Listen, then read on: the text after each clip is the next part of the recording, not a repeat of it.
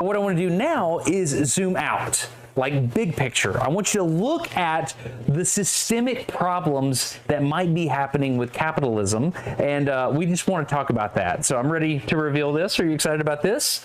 I love this thing. Voila! The profit prioritization perambulator. I think that's what I call it. Let's look at this thing and let's just start to play and explore. So this thing is really fun, and you'll notice we have a lot of shapes and stuff going on. So let's look down here. This is a star, and the star represents product quality. You know, you have like 5-star reviews and stuff. So that is a measure of how good the product is. Up here, of course, we have profit because we are working within the context of capitalism. Profit is not always a bad thing. It gets a bad rap sometimes, but profit is a really good signal that you can use to make decisions in the marketplace. So profit's good, okay? Another thing down here is we have a person. Now, this might be a stretch. I thought about making this the worker. I thought about making this the customer. But for now, let's just call this societal good, okay? You have a good society, and people are happy when that person. Now, what do we know about what makes people happy? It's when they have their values achieved. So, what does that mean with respect to profit? Profit is value productivity, the production of values. That's what it's a measure of in the market. So, I mean, would you guys say that it's proper to have, because obviously we all know these types of diagrams, you can either maximize on this axis or that axis or whatever. Would it be correct to say that if you're moving towards profit, you're moving away from societal good? What do you guys think on that? I think a big problem with this is they kind of like they abstract away from what profit is, and they see it as it's just like weird floating capitalist construction that's not really concretely tied to anything. But no, it's concretely tied to value productivity. That's what profit means. That's exactly what it means. A measure of how profitable you are is a measure of how much value you're producing. So it's like he needs to get rid of this other prong on the triangle, and maybe even the other corner on the triangle as well. There's not really a dichotomy between profit and people. He needs to do away with this kind of thing. You guys don't see, like, there is this thing called profit, and it's, like, it's just a signal. It's not a signal of anything. It's just a signal. And then there is the people, It's like how light is a wave. It's what is waving? Yeah. Who knows? Who knows? And also, like, there is this we got to take both profit and people together so that we get the absolute good, so like but that contradicts profit, so we can't take it together, like whatever this guy's good is, if it was just done through profit, he wouldn't be talking about it. But because it contradicts profit, we can't take it together, but we gotta. So, profit generates its own antithesis, and, the contradictions in capitalism then combine, and we move towards the next stage of history, which is, whatever the fuck. And then that keeps happening till we get to communism. This is very much like an engineer's viewpoint, not an economist's or a philosopher's viewpoint. Because for an engineer, every engineer will tell you, pardon me, you cannot simultaneously maximize two things, right? So you can't simultaneously maximize profit and the welfare for people, because they just see those as two different things. Like, no, those are not actually two different things, all right? They're tied together, and this is why you need the economics, you need the philosophy. This is why you need these things, or else you end up making mistakes, like thinking that you're sacrificing product quality if you want to make more profit. I mean, that's also not necessarily true. There are some very, very, very, very lucrative businesses. Some of the most lucrative businesses on earth are, for instance, the parent company of Louis Vuitton and many other luxury brands. Presumably they're high-quality products. I would hope they're high-quality products. Very, very profitable. Incredibly profitable. Also, like, if you lower the quality of a product, and in fact, like, either your profits stay the same or like you choose some other either manufacturing method or you change out a part within the product and your profits still stay the same. Like he has to demonstrate like necessarily why this is a bad thing. I'm assuming if he chose a cheaper widget or whatever to build the product with, I would say that this is a good thing because this consumers have now made the voluntary choice to continue purchasing the product because they didn't see that value different that difference in value, I guess, or quality within the product. Like at what point does this become like a problem to him, I guess? I don't know. And also, this whole thing is contradicted later in the video, where he goes on to say how they are able to change their manufacturing processes, which, shout out the economic calculation problem. You can do that when you're a capitalist. They're able to improve their manufacturing processes to make the product cheaper without any change in the final product. So it isn't the case that profit comes at the expense of these other things. So this whole diagram that he's laying out here, it's contradicted in this very video. Exactly. And, there can also be another thing going on because this guy is an engineer. Like in Hayek's use of knowledge in society, he does point out like there is this often, conflicting thing between engineers and economists, in which the engineer wants to make the best possible product out there and doesn't care about the cost, and the economist is like, but best compared to what and for whom, like best for whom. That's important. And for example, like the engineer would want to make this. You're making the point I was trying to make, but better. Sorry. Yeah, exactly. So, like the engineer would want to, for example, make the best possible car out there, but that is going to cost, as I said, like $5 million. And who's going to buy that? And, not the everyday person. And so a worse quality product, if it is made for the right cost for people, like they have the right to decide that, and it can be the best decision for them. There is this, case that happened like when Ford Motor Cars, like there was this big, what do you say, back in the day in the 70s or the 80s, there was this big crusade against Ford, which basically was for regulations to install seatbelt laws and install airbags in every car and so on and so forth. And they were like, oh, this many people died and this happened and this happened.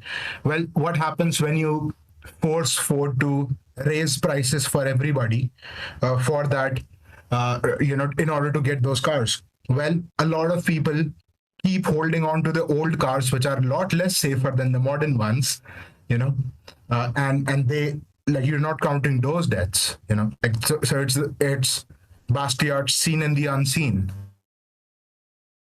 You could say what's the seen, but you cannot say what's the unseen there.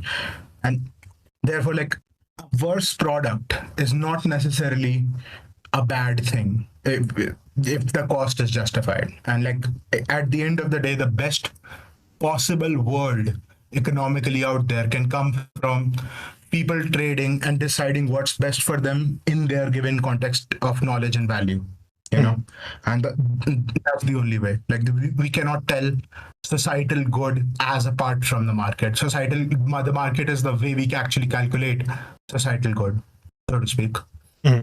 I will just go to the toilet. You guys can feel free to continue, because that's the beauty of this system. You guys can play and pause and do all that bullshit, and you should be good to go in a BRB. Mm-hmm. Yep. What do you think? Everyone's happy. Sorry. Mm-hmm. Yeah. I want to see him describe the green region. I want to see where he takes this little triangle, personally. Yeah. I'm also thinking like this is like, because this is a triangle, like I am anticipating some Hegelian nonsense here. Like it's like what's gonna happen? I don't like triads, man. I don't like triads. They remind me of Hegel. I don't think he's really philosophical enough to take it that way. Maybe you could kind of find some sort of synthesis out of this. I'm not really sure. You'd have to analyze it pretty closely, though. Like it feels like profit is something which is contradictory to public welfare, and what we need is a synthesis of both of these things, in which we value both profit and public welfare, even though they're contradictory on the premise, but contradictions don't matter, so on and so forth. Like, Yeah. I can kind of see it. I can see it. yeah. Maybe he doesn't mean it, but I am afraid. He's already used one Hegelian term, which is the Marxist term, which was exploitation. So like more Hegel wouldn't surprise me, but it'll definitely disappoint me. Yeah, He I mean, hasn't it seems like said any normative. Sorry. Oh, sorry. Yeah, go ahead. I was just gonna say he hasn't like made any normative conclusions inside his little triangle model yet. So I wonder if he'll do it at the end of it, because like Yeah. considering like I guess he's trying to make the argument for what is like socially optimal for like for the product itself, given these three factors, right? Like, I don't know. I'll let you go, Anarcho.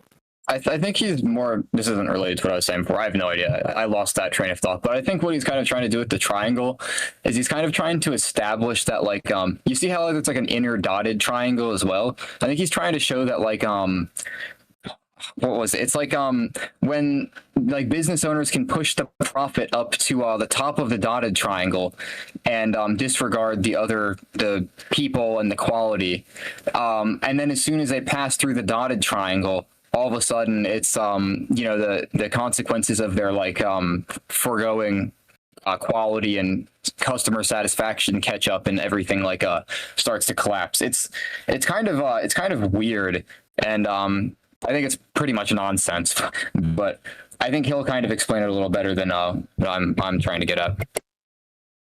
I think the best foil to whatever he says is basically like, how do you know public welfare? Like the only objective measure of public welfare can be the market, can be the profit loss system, can be like basically just the market, right? I wouldn't want to say GDP, because we know as Austrians there's a lot of problems with GDP, but like something like how much production and consumption is going on in the market, like how are the values of people, like basically how the market is doing is basically the only actual measure of well-being out there. And flawed as the GDP is, there's this meme that goes around on Twitter, which is like, hey, GDP is not everything. Like a lot of these, right-wing socialists often do that. Hey, like, the country is not a GDP farm. So like, okay, a lot of these economists ask them like, okay, what else would you want us to, focus on instead of GDP? And they're going to say like something like happiness, well-being, health outcomes, whatever, and educational outcomes. And they're like, yeah, that's correlated to the GDP at 0.9, so might as well just go along with the GDP, guys. So like the market is the only actual way in which you can have maybe he just doesn't like. Oh, sorry, I didn't mean to cut you off. Yeah, maybe his. Oh fuck! Yeah. Sorry, dude. So sorry. I was just saying that. Yeah, just let me conclude. I'm just gonna say that the market is the only way in which we can actually know public good. So it doesn't make sense to say that the public good contradicts with the market, because the market is the way we actually know public good. Like it's like saying, like the image in the telescope contradicts the telescope. No, like you wouldn't know public good unless and until it was from the market. Any other notion of public good is entirely arbitrary. Go ahead. Maybe his entire argument relies on like the fact that there is necessarily like a risk, I guess, involved with buying a product. That's kind of like the only argument I can conclude from this, or I guess he's going to conclude from this. But I mean, if you buy a product, like if we take this to the extreme, let's say I sell grill brushes and I plant a bomb in them, right? This thing, the person would profit because they bought it with the knowledge that I'm guessing it's going to be a grill brush, and then for whatever reason or not whatever reason, but like they die when they try to use it. Like but that's still a different question. That's just like saying that obviously there needs to be some regulatory measure for how much the product is harming you. So like I said, I think we just need to continue the video, I guess, to see what his point's going to be. Before we do that, I will read some of these super chats. I'm back, okay.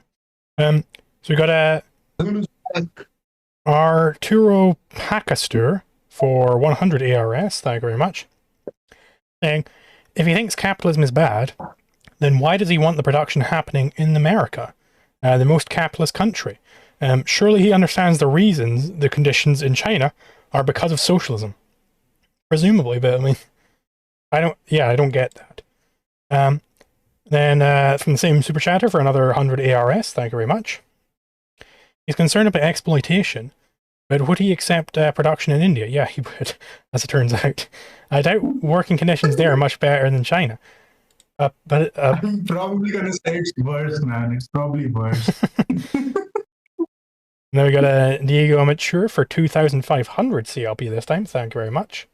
Haven't you heard? Businessmen are in a vacuum separate from the rest of society. I mean, that's got to be the claim here. I don't get it.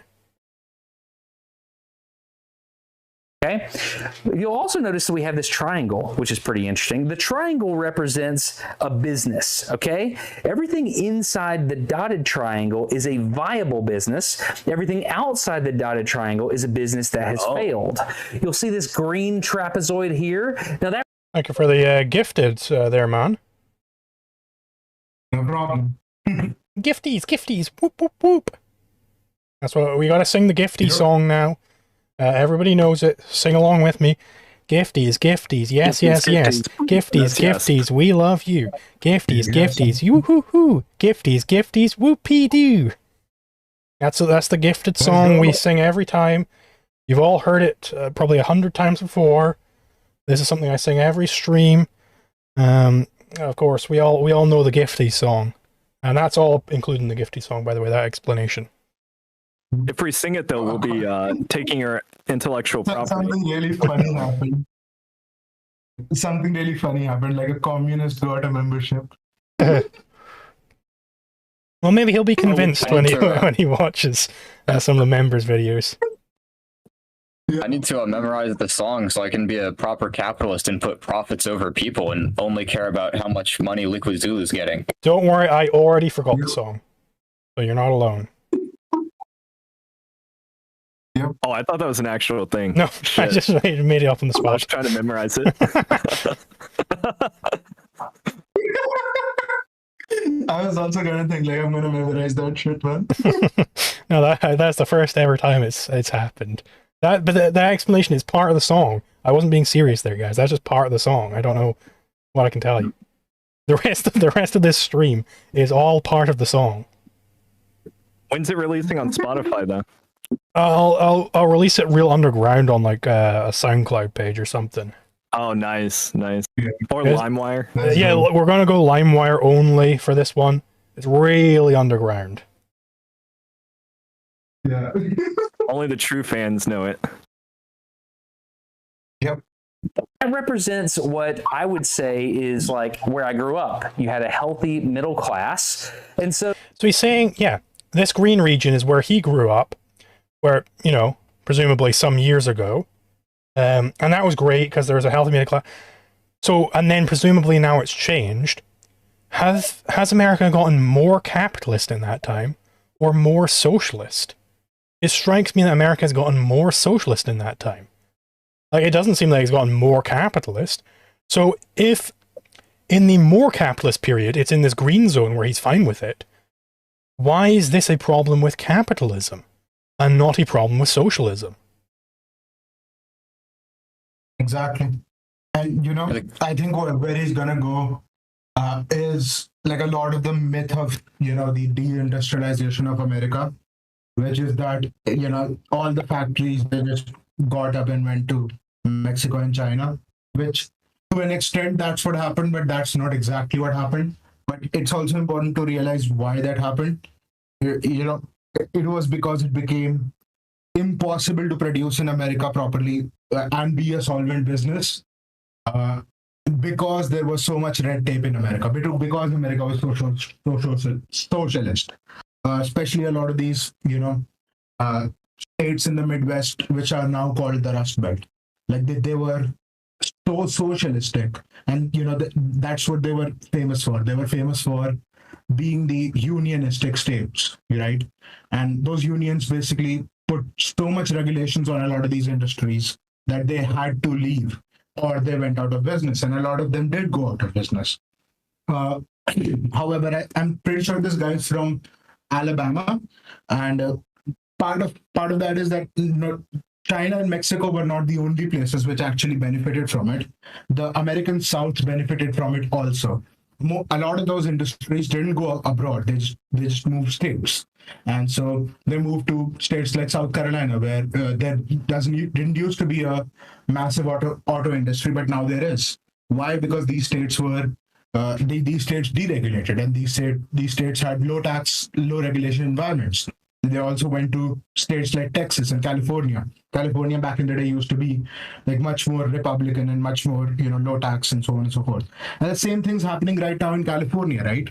The same thing is happening right now. Like the Silicon Valley companies are leaving, and they're leaving for other places like, Tennessee, like Montana, Texas. like Texas, which are, they're far more less regulated, and they're also leaving for abroad. So the lesson in the fall of the Midwest is not, when you do capitalism, jobs go away. The jobs came there in the first place because of capitalism. It's when you do socialism, jobs go away.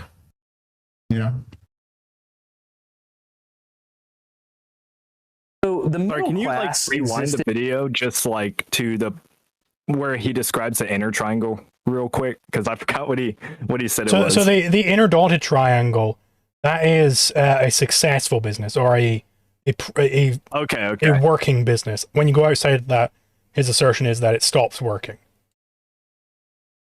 Okay. Business, okay? Everything inside the dotted triangle is a viable business. Everything outside the dotted triangle is a business that has failed.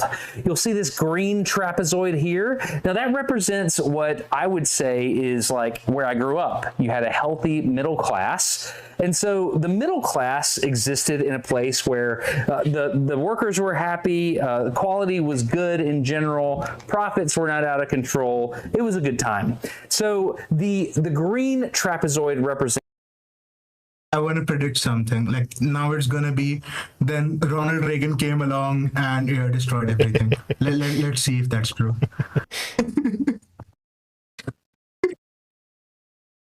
Let's go. Sense like a good balance, let's say it that way. Okay, if we look over here to this side, you can see that we've got these three little squares: quality, profit, people, and we can reprioritize them. I will just say on like just a pure video making standpoint, this is a very good illustrative tool, just on like the video level. It's very clear what he's saying, and it's impressive that he's able to actually like construct this as a thing, rather than just having it in like software or something. And so I will give him props there. This is very good as far as like video making is concerned. I like that. Don't like any of the theory It would behind have been it. more value productive though to do it with software. Let's keep that in mind. Well, it wouldn't have been as good for the video, I don't think. Oh yeah, okay, yeah, true. Too bad the triangle is kind of nonsense though. It's a Yeah. big missed opportunity.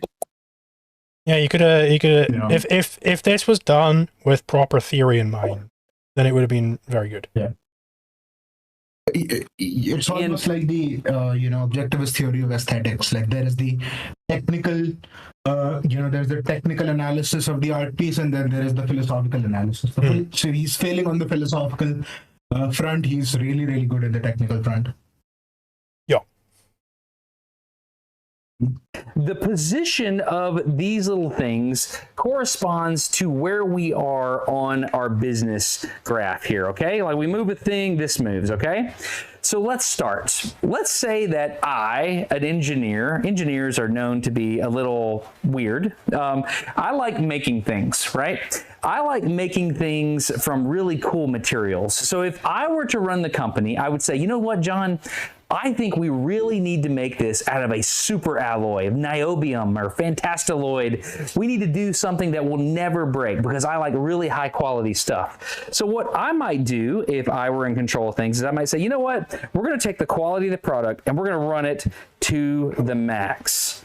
We're going to run it to the max. And I would immediately run myself out of business because I would not make a profit. Look at this. No profit. The business is outside of the dotted line. We are no longer a viable. Yeah, it's worth noting, like, there is kind of the Howard Rourke question here. Like, can you make really, really high quality stuff? Well, it depends on the nature of the good. Because quality is not just, I suppose he's using it in a different sort of way. Right? Because Howard Rourke's buildings, they're the highest quality for the purpose of the building. Right, that's like the whole point. But that doesn't mean that he just uses, diamonds on everything or anything like that. For the purpose of a scrubber, this is perhaps, his scrubber is maybe already is approaching the Howard Rourke type of scrubber, where you're using like tool steel or what have you, for the mesh there.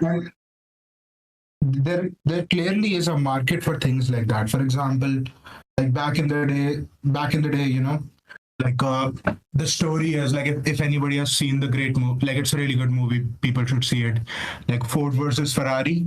Like in that, like the mismatch between the two companies, Ford and Ferrari, is that the Ferrari guy, he makes cars for the love of the cars. He sells very little cars, like he's not as big as Ford, but he loves making it. Like he's an engineer. He loves to make things. And there's a market for that. And today I would say stuff like the Pagani cars, like Hiroshi Pagani. Like he's a similar sort of guy. Like these are cars which are made to be perfect, like as good a car as it can be. And there's certainly a market for that, for people who want the best cars out there. And if I had infinite money, like if I had a lot of money, I would probably want a car like that. But there is also a market for the other thing, which is the best you can make at the given price. So I would say everybody can be a Howard Rourke at the price, so to speak. Like, yeah. So yeah, I think I'll just say, I think it's interesting how he kind of implicitly understands that there is like a sort of equilibrium quality. Like he understands maximum quality, and however that's quantified isn't necessarily the best, and probably minimum isn't as well. So there's a question that's naturally raised, which is what is the correct amount of quality? And the answer you're going to get every single time is going to be take it to the market to find the equilibrium. So it almost seems like I don't see what his criticism could possibly be anymore, because it is the case that certainly some companies could just nuke the quality of whatever they're producing, but it seems like he's kind of admitting that would not be very good for them. So there's going to be some correct amount of quality, and we got to find that with the market. So I don't really see what his criticism is.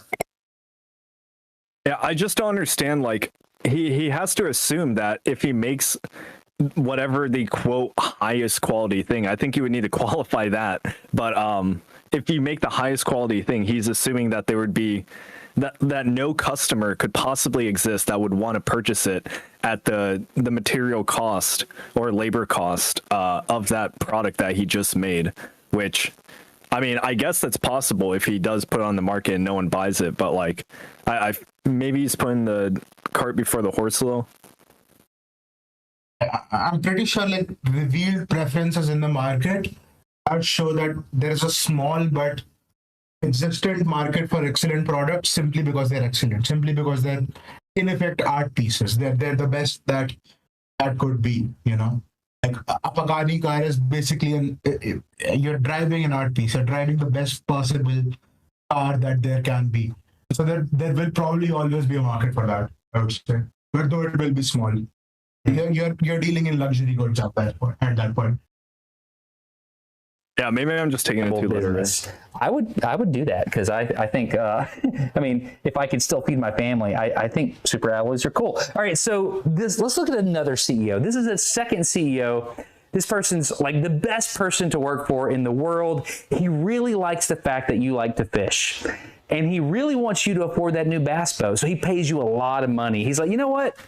I really like my buddy here. I want this guy to make a lot of money. So he starts paying you more than you perhaps might need to be paid. And he's like, you know what? I also really want you to compete in that bass tournament. So I'm going to let you off at about 1 o'clock every day. Pretty soon, things are out of whack and you are no longer a viable business. He did not take the time to balance things. Of course, these are absurd examples, but you get the idea. Okay, now we have the third CEO. Now, this person is all about the money, okay? This person has started a business that makes it's a grill scrubber, for example, and he's got a product that's viable, okay? It's a good balance between quality and people, but like it's not making a lot of profit. But then this person that gets in the director's chair says, you know what? We really need to make more money.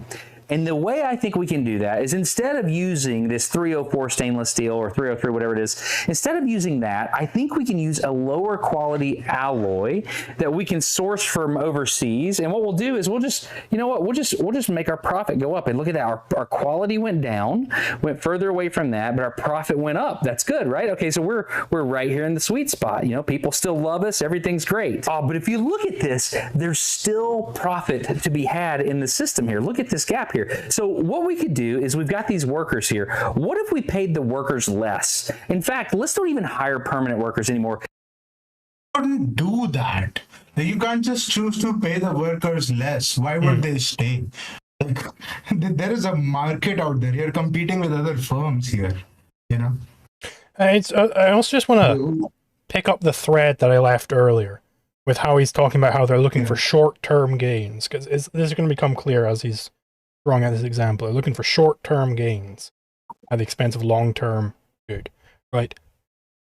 What is making companies irrationally short-termed?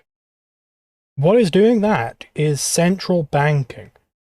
They introduce a bunch of fake money, fiduciary media, which causes these boom-bust cycles over and over and over again, and it fucks up all of the planning of every entrepreneur out there. It makes them engage in clustered malinvestment. That's the important term here, malinvestment. That means they're making wrong investments, right? And we know that it's clustered every single time there's a boom, right? Why is this? Because there's a bunch of fiduciary media being put out there. That's why they're so short-term oriented. This is what is truly causing the enshittification of everything. Is fiat money. With fiat money, you get fiat goods. Goods marred by fiat. That's what ends up happening. So that's why everything turns to shit. Exactly. And crucially, this has nothing to do with capitalism. That is a state intervention. Yep. And you know, like I really want to also hammer this in that, you know, he's going to be basically like, oh yeah, let's make let's make the quality of the good really, really cheap. Let's make its price really, really high, and let's pay our workers really, really less. Like what he's just analyzing this from the like wildest dream that a producer can have, but that's not economic reality. Like that producer will not produce profit. Like I think by profit he means like the I don't know, like the fantasy profit. He thinks you can judge because he thinks they are just different variables, because he's not taking into account whether people are actually buying the fucking thing any longer, if the quality's plummeting and everybody's hating it. You know, he's not taking that into account at all in this model. Like, if you make a really shitty product, people are going to stop buying it. It goes into a different tier of product, and your customer base no longer wants to buy it. Exactly. Like so like, you know, this is, I don't know what to call it. What are you maximizing? Like he's just maximizing like the wildest dream of the producer. That everybody else just conforms to his. No, they could sell a toothbrush and then people will still buy it because a toothbrush is a lot easier, cheaper to produce than a grill scrubber. You kind of have to assume that there's necessarily no competition in this model, like just completely. Yeah, which is no competition anywhere. Like not even on the worker side. Like the workers will just accept the fact that now they're getting paid $0.01, because like they have nowhere else to go, I think this is a pretty prevalent area you see a lot of people doing, and it stems from people just forgetting really, really basic economics, just supply and demand. Right? Supply and demand tells us there's some correct equilibrium price where the company can make the most money. And some people say, oh, well, they forget about that, and they say, oh, well, what if the company just wanted to charge, infinite money for a pair of shoes or whatever? It's like, well, actually, if a company charges $1 million for a pair of shoes, that's not going to be very profitable for them. Similarly, if they charge $1 for most pairs of shoes, that's not going to be profitable, right? So it's not necessarily the case that just jacking your prices up as high as you possibly can will make the most money. Like Mon was saying, that's the producer's dream, but it's just forgetting about supply and demand and equilibrium, right? If a producer is actually trying to be profitable, they're going to try to approach equilibrium. They're going to get as close to there as they possibly can. And when you see all of these firms just being pushed away from equilibrium, well, that should, if you're an economist, your brain should start like ticking right there, and you should try to look for something like Liquid Zulu's talking about, which is this introduction of fiat currency. Because on a free market, you don't just see these firms being pushed away from equilibrium out of the blue. That can only happen from some sort of state intervention coming in and forcing these firms away from equilibrium, which is exactly what Austrian business cycle theory highlights. Yeah, the graph kind of suggests that if you lower the quality and the well-being, that like you're necessarily going to get the maximal profit. It's necessarily is a very important word there. Necessarily. Yeah. Yeah, exactly. Necessarily going to get the most profit by lowering these things. Like, okay. Exactly. No. And I want you guys to also notice that the other two analyses that he did, one was in which like the guy like really, really cares about his workers, like irrationally so, in which like the guy just becomes, he sponsored, 365 paid work leaves, out of the year. Like that's clearly the business is not going to work because there's going to be no labor. The other one was, well, if he makes a really, really, really good product, but that nobody wants to buy because it's too expensive or something like that, the business is not going to work. But in the third one, like in both of these analyses, this is like pro-reality analyses, like these are valid analyses. But in the third one, it's like, like not asking if the business will work or not. It's just, oh, but what does the, producer actually desire? The third one is completely whim-based. So the triangle kind of breaks in, like these are not the same kinds of things being talked about, Yeah, I don't know. I just don't think they're connected in the way that the triangle is demonstrating. Yeah. At all.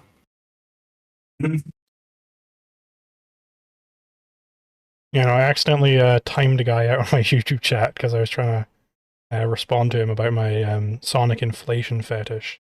But we can continue. Unhide user on this channel. No, he said Zulu doesn't understand what inflation means. So I said, yeah, of course I understand what inflation means. It's when they pump a bunch of air into the Sonic images that makes me feel fuzzy inside. That's what inflation means. I know what that means. Just a little gag. Like, just a little gag, Yeah, I've unhidden you from the channel now. Apologies for that. I clicked to reply on your thing, and then the chat scrolled, so I ended up clicking on a different button that hid him from the channel. Yeah. Yeah. I'm pretty sure, like, I almost did that once, and I was like, oh my god, I hope I never do that again, accidentally. And it's just right there, it's the button is right there. They should ask for, like, a confirmation or something. I don't know. It's like the first buttons are report and remove, man. What the hell? Anywho, Let's hire contract employees, give them no future in the company, just temporary workers. Yeah, let's do that. So let's just push our profits up even higher. Yeah, we can start exploiting people. Look at that. Oh man. Look, we now, you know, our What do you mean you start exploiting people? Oh my He's just God, throwing dude. that term around. He's just throwing the term around without meaning anything. Like when you start making less than some like arbitrary standard amount of money, it's just all of a sudden exploitation. It's like perfectly above board. And then, you know, your wage falls below like, I don't know, $20 an hour. And it's like, oh, exploitation. No. It's once again like, don't deal with the poor person theory of economics. Mm. You know, like, if you deal with the poor person at all and you pay him less than the prevailing wage, you're exploiting him. You know. Have you guys seen the meme? You know, in which like if the if the capitalist lowers prices, he's trying to price the competition out. If he keeps prices the same as the competition, he's forming a cartel. If he raises prices, like then now he's exploiting people. it's price There's gouging. nothing that you could do. Yeah, now he's price gouging. Like there is nothing that you could do as a capitalist that will be good. You know? Like it feels like that. Like why is this an exploitation? Why is hiring people for cheaper a bad thing? Mhm. You know. That's why I think it's worthwhile For your own. That's why I think it's worthwhile that we are going kind of hard against Mar Everyday here, because I mean he's got a really big channel. He's just kind of learned some of this stuff through osmosis, or from, like, as Man is saying, picking up like the first book on the shelf, and like he's putting out these like really destructive lies about what capitalists believe. Like, I think he should go to some capitalists, go to the Mises Institute, ask what do capitalists actually believe? What do capitalists actually advocate for? I don't think he's done that. He just hasn't actually asked what the capitalists advocate for. He's just kind of only heard critiques of capitalism. I think that's a big problem with what he's doing here. Like, he doesn't do that for anything. I've seen him go on videos where he's like, he wants to learn more about how farming works. So he goes and talks to farmers. Why in the video where he's trying to learn how capitalism works, is he not talking to capitalists? Where are the capitalists? Why hasn't he visited the Mises Institute? Auburn, he's in Alabama, right? He could visit Fee. Fee is headquartered in Alabama. He could just visit them, ask them, what is capitalism all about? Isn't Mises at Auburn as well? Yeah. That's Mises. No. Fee was headquartered in Georgia.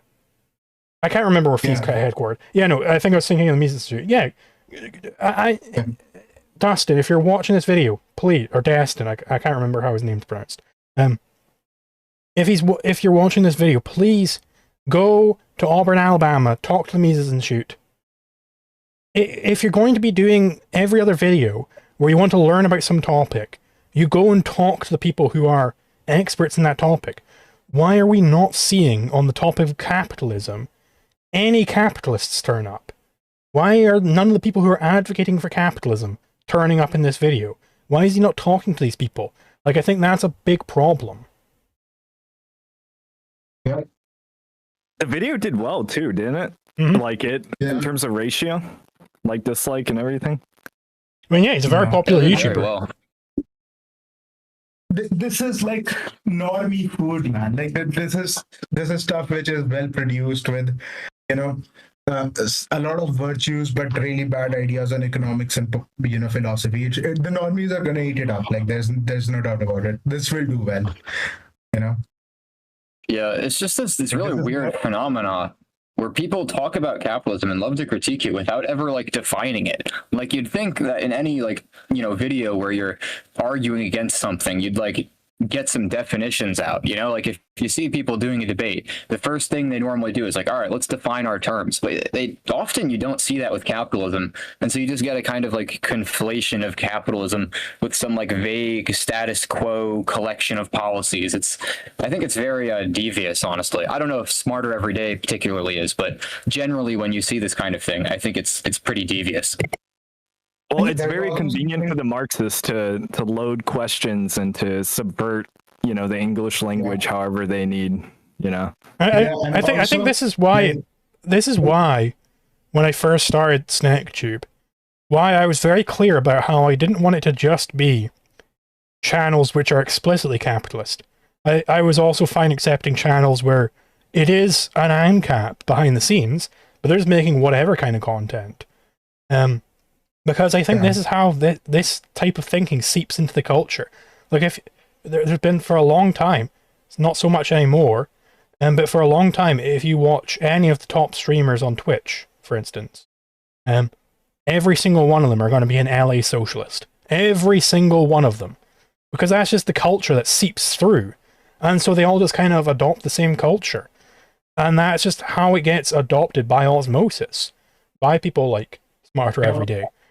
And he shouldn't be thinking this way. He's a smart guy. Clearly, he's very intelligent. He's able to create a bunch of great things.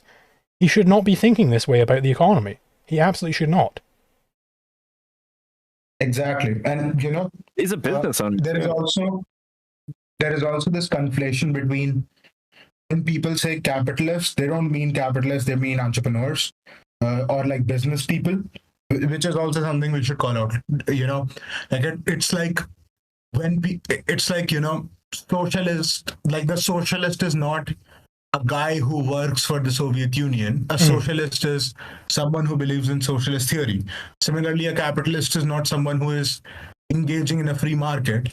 A capitalist is someone who believes in capitalist theory. So you don't, like, if Smarter Every Day watches this and he says, oh, I talk to capitalists, I talk to this business owner. No, that's not a capitalist. That's a business owner. Talk to like theory bros, talk to economists, talk to philosophers of capitalism. That's what we mean. That's in today's culture important to point out. Why doesn't he test his own theory right now? Since supposedly he owns, like, I'm pretty sure he owns a business. Why doesn't he lower the product quality entirely as like cheap as possible, and also like treat his workers like shit and see what happens within his business? Like, he could disprove his own theory in real time if he actually wanted to. Like, would his profit go up? Like, He'd become like a trillionaire. Would his, I guess he just doesn't want the money or something. That would be his reasoning. I don't know. Yeah. Quality in our people, they're meh, but still, look at our profit, man. We are so much man, this is great. The shareholder value is going through the roof. This is fantastic. But can we do more? Are there more things we can do? What is the most shareholder value probably anybody has ever gained in a single trading session? It's probably Elon Musk when SpaceX went public. Now, are SpaceX rockets the lowest quality rockets, and it treats their employees the worst? Absolutely not. They're the highest quality rockets. They treat their employees the best. They've got janitors who are fucking millionaires now. This is the whole problem with this diagram he's laid out here. Like, this is just completely false. Exactly. And though there is one thing to point out, which is like Elon Musk is someone who, like, I've read like his biography. He is someone who's hard to work with, in the sense of like the Steve Jobs sense. Like, he is someone who's a little bit of a hothead. So we could say like, he doesn't treat his workers quote unquote well, but then they get paid like fuck, like they get. It's the madman meme. That's what the money's for, right? Yeah, exactly. That's what the money's for. You get paid for it, man. Like, ultimately, that you need to have, if you're looking for successful businessmen, they're going to be on the right tail of the distribution in terms of humanity, right? They're going to be a little bit weird. Yeah. If you look at the greatest geniuses of all time, they're all going to be a little bit kooky at the very least, right? Because they're exceptional human beings, they're going to be divergent in many other ways, right? That's just how it works. They're not going to be normal middle of the road guys, Because if they were, they wouldn't be so exceptional. They wouldn't take so many risks. They wouldn't be quite as disagreeable as they need to be to get the job done. You're a big fan of JP, right? And his literature? Yeah, Jordan Peterson. Yeah. I'm glad that you, sorry, this is irrelevant, but I'm glad that you speak out for him, because I feel like, all the drama aside, I think his works are still excellent. Oh yeah, for sure. I don't agree with everything he says, of course. I disagree with some of his philosophy, for instance. But still, what he's saying is very, like, interesting, where he comes at things. At the very least, like, Maps of Meaning, one of my favorite books of all time. I don't agree with all of the philosophy. It is a very good book. It's very good. It's very interesting, the things he's saying, and there's definitely a lot you can take away from it, even if you don't agree with all of the philosophy he's putting down there. And I would also say that he was, like, I'm pretty sure, like, in my lifetime, he was the deepest he was the deepest thinker to come on the public stage and be well known across the world. Like, sure, like, there are deeper thinkers. There is Harry Binswanger and so on and so forth, but they were not. They're niche people. They're not famous. Ayn Rand was like a deep thinker which came on the world stage, but that was way before me. But like Jordan Peterson was someone who clearly had a very, very deep view of the world, and that's something, like. And he's passionate as well. You can tell he's passionate about what he's saying. Yes, exactly. And like, there's Ayn Rand's essay, which is Philosophy Who Needs It, right? Like, we can talk for later about what philosophy you need, but like, her main point there was you need philosophy.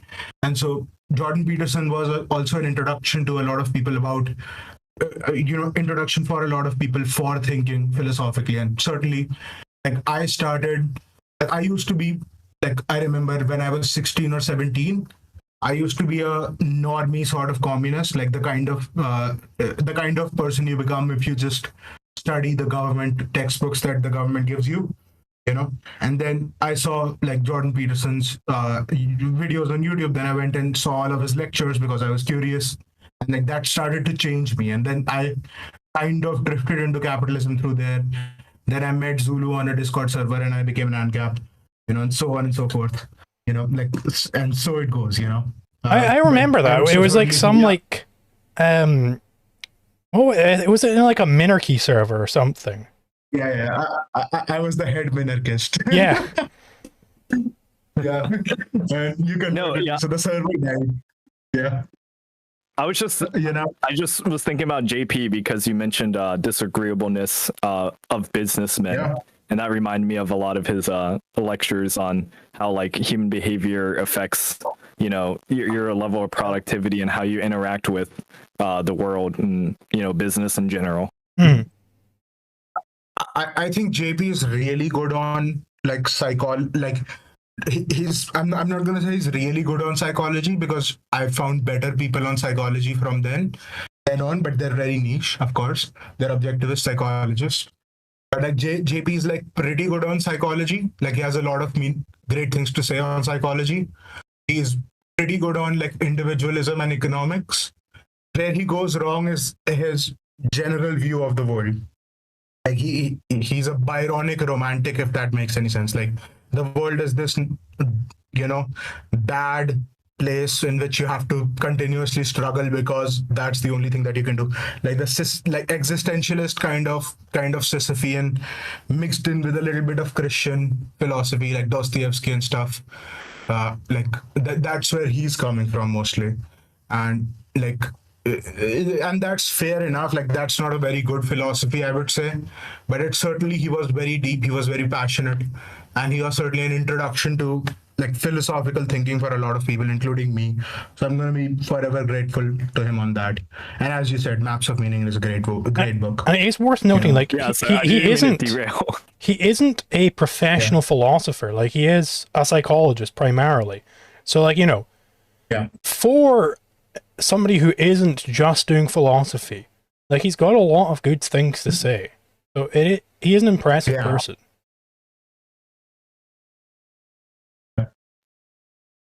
I know. Let's just move the whole operation overseas. Let's quit doing doing this long-term thinking thing. Let's think short-term, and look at that. Oh man, alive. Look at all this profit we have made. We have run right up into a maximum profit business that has what I will call wedged itself up into the profit crotch. This is the most profit you can get out of a company without poking through the other side and ticking people off. And this is why almost every product. I mean, surely you've already ticked people off a bunch because you're way away from the human factor or whatever you called it, right? It's like, Yeah. this whole model really product quality. doesn't make sense. Yeah, it's got to be a very shit product that everybody hates, but somehow it's the most profitable a company can be without destroying it. And it's not clear how, as if you increase the profit further, because if you go past this, surely you're making even more profit now. So what actually causes the business to fail if it's making even more profit? Yeah, that's a great point. Exactly, and also like look at the analysis here. Like the other two, like the analysis in the other two variables was very economic. The analysis here is, oh, if you try to make more profit, you tick people off. Like, what do you mean, bro? Like, how am I able to make profit in the first place if I don't deliver what people want? Like, if nobody's buying from me, you know? The point pissed is them off. value creation. You pissed them off, but not enough for them to stop buying, apparently. Yeah, this is what I was talking about with they're kind of seeing profit as this like floating disconnected metric. It's like this is concretely tied to things. They have to he has to get rid of his weird notion of profit as something that's just can exist interdependent of any other factors in a company. It's just somehow you're making profit while no one likes your product. And another thing I'll say is it's pretty weird to me how he kind of sees this like dotted red line as like this. As soon as you cross this line, you can piss people off tons while you're in the line, but as soon as you cross this line, suddenly your entire business just magically fails. It's like he sees like the supply and demand curve as like it's like flat, and then automatically it just goes straight down out of nowhere. It's just I don't know how this makes any sense. I mean, it's clearly any adjustment you make is going to have a there's going to be a result from that adjustment. It's not that it's inelastic at first, but then automatically as soon as you do something, it's just incredibly elastic once you pass this weird asymptote or something like that. Yeah, it's like the epicycle view of orbits, right? Where why do the objectivists, even without any knowledge of orbits, why do we reject epicycle view, which is like all of these interconnecting circles and everything? That's how you explain the orbits. Well, because what is the cause of any of this stuff? Like, what is the cause of it to suddenly drop off that cliff? Like, what are the causal factors at play here? We have no clue. Exactly. And That you have that you I'd also say that these are not the only factors. Like this is not, none of this has anything to do with like business. I would say the only thing that matters is like there are three things that matter to an entrepreneur. There is there is cost. Cost is basically how much money you're spending to create the product. There is price. Price is what you're selling it at, and then there is value. Value is what does the consumer evaluate it as. So your job as an entrepreneur is to maximize the difference between the price and the cost. And how do you decide the price? By estimating some value and trying to produce that value, like produce the perception of your product as having that value, and of course delivering that value. Otherwise people won't buy it a second time. And so that's what matters. Like none of this and all of these variables, such as like how you treat your workers, how you like how much do you pay your workers, how good of a product quality that it is, all of that gets subsumed in just that. And so like that's all you need to think about. Cost, which is how much am I investing into this. Price, how much am I going to charge for this. And value, which is how much is the consumer going to appraise it as. And if the difference between value and price is high, then the consumer is going to think that it's a good buy. And the higher the difference, that's the psychic profit of the consumer. And the higher the difference between price and cost is, that's your profit.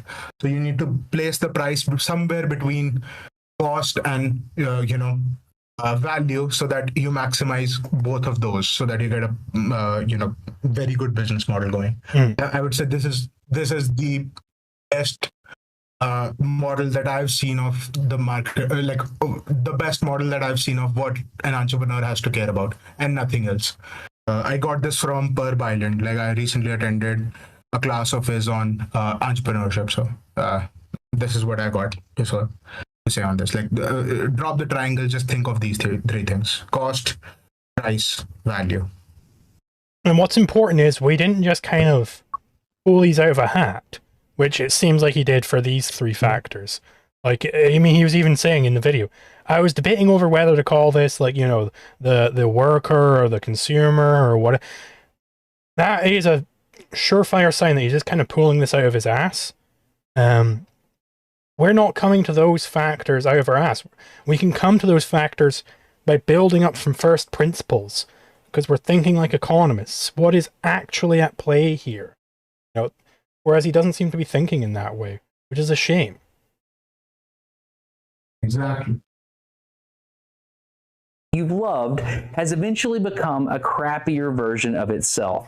Because what happens, this was written about by a guy named Cory Doctorow. He has a word that I'm not going to say here, but I'll just call it encrapification.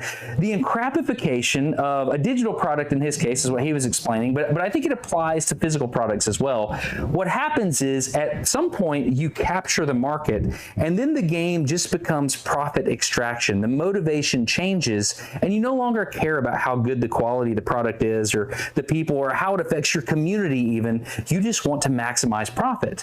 And that's how you end up making things that hurt people, or that just aren't good. That's why a lot of times we don't have good options in stores. It's because the minimum viable product that will extract profit from me is produced and put in front of me, and as long as I continue buying it, the cycle continues. But let's say that this Scrooge McDuck of a CEO goes a little too far and says, you know what, there's even more profit to be had here. What if I can make my manufacturing processes even cheaper? I don't even know the glue or how they're melting that in. What if we just don't do quality control or whatever? I don't even know how it happened. Boom. Suddenly, you pop right through the profit crotch and you poked out the other side. And congratulations, you just made a grill scrubber that hurts people, and you have to withdraw millions of scrubbers from product shelves because. So that doesn't seem very profitable. Yeah. And once again, point everybody back to the Ford example. Once again, like, there is a cost element here. There is a risk involved with the shitty grill scrubber, which people should be able to take. Maybe I buy the shitty grill scrubber, and then I'm very careful when I'm cooking. And before cooking, I kind of look through the grill to see if anything's left behind. Maybe I can do that extra due diligence, and then I can, I can live with the $9 grill scrubber instead of the $60 grill scrubber. Like, there is a cost element here. Like, once again, what do you want me to say? Like, if you force people to just buy the $60 grill scrubber, perhaps they do the grill scrubbing manually, like they do it by hand or something. And they end up hurting themselves even more, Like, what about that particular potential effect? What about the unseen, Like, you gotta really think about these things. It's not that simple, Like, you created the most expensive grill scrubber out there. Sure, it's the safest, but what is the cost of that safety? Like, everything has a price to it. Like, I don't buy the safe. I don't live in the safest house in the world. I don't drive the safest car in the world.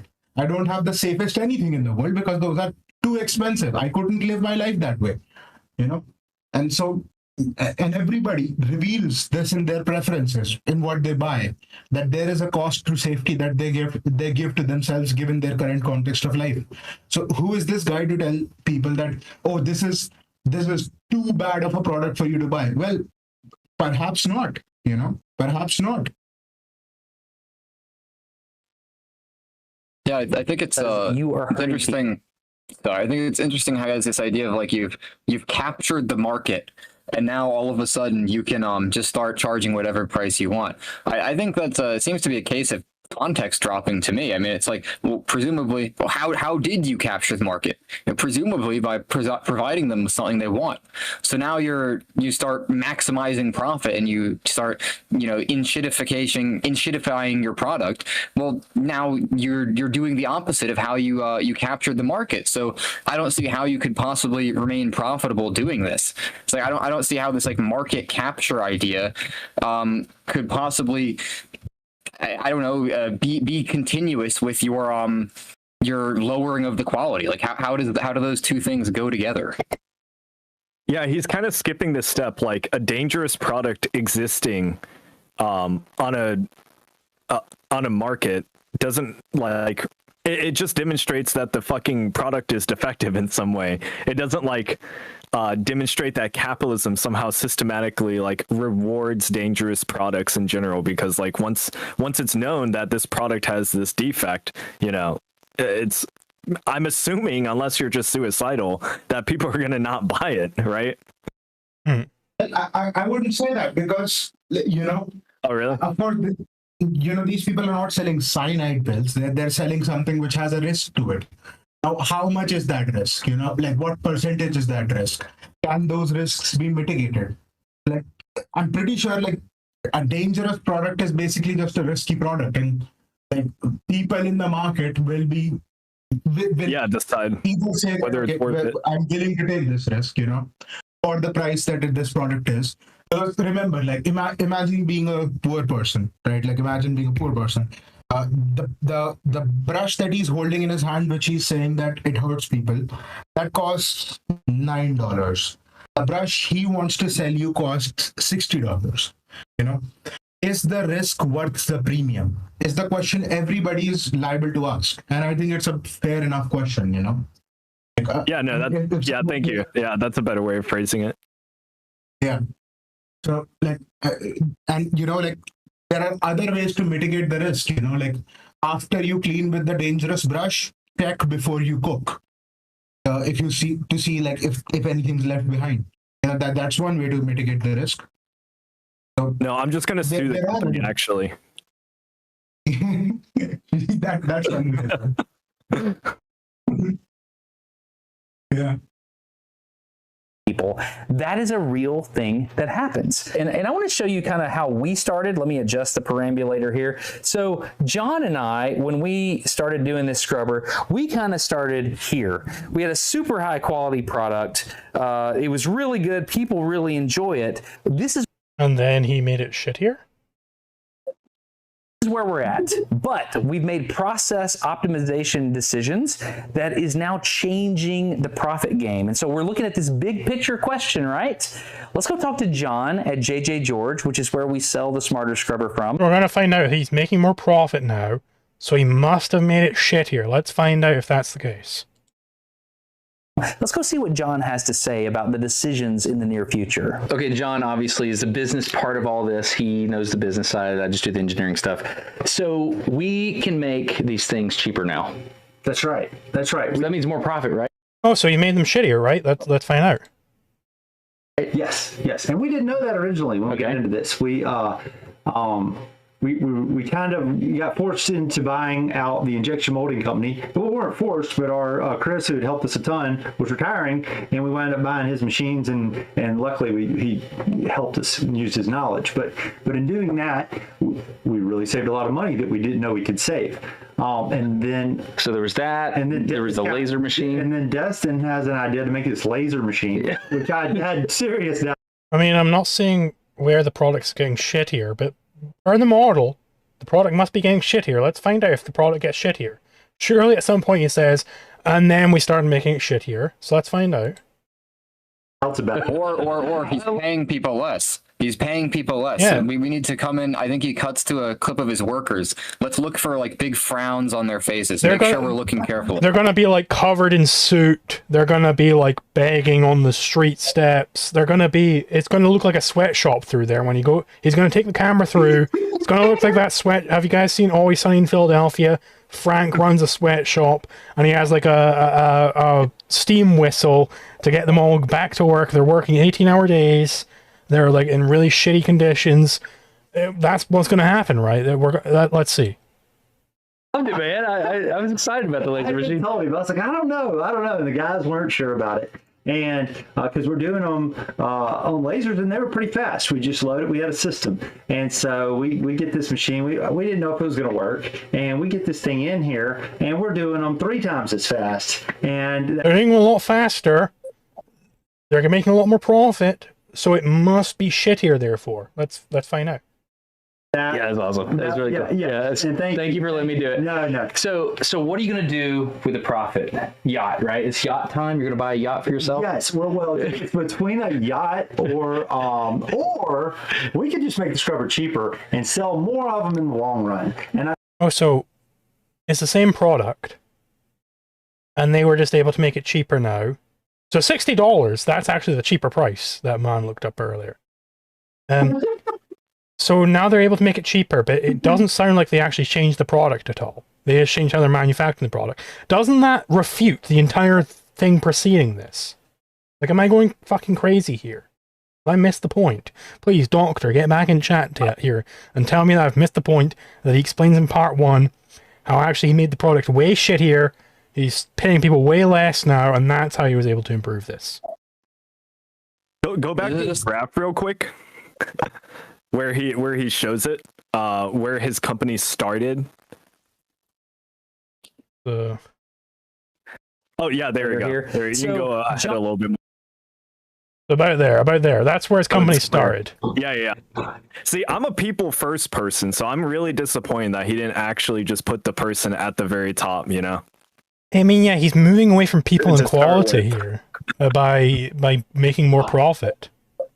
I don't know how he's moving away from people and quality, but he is. He must be.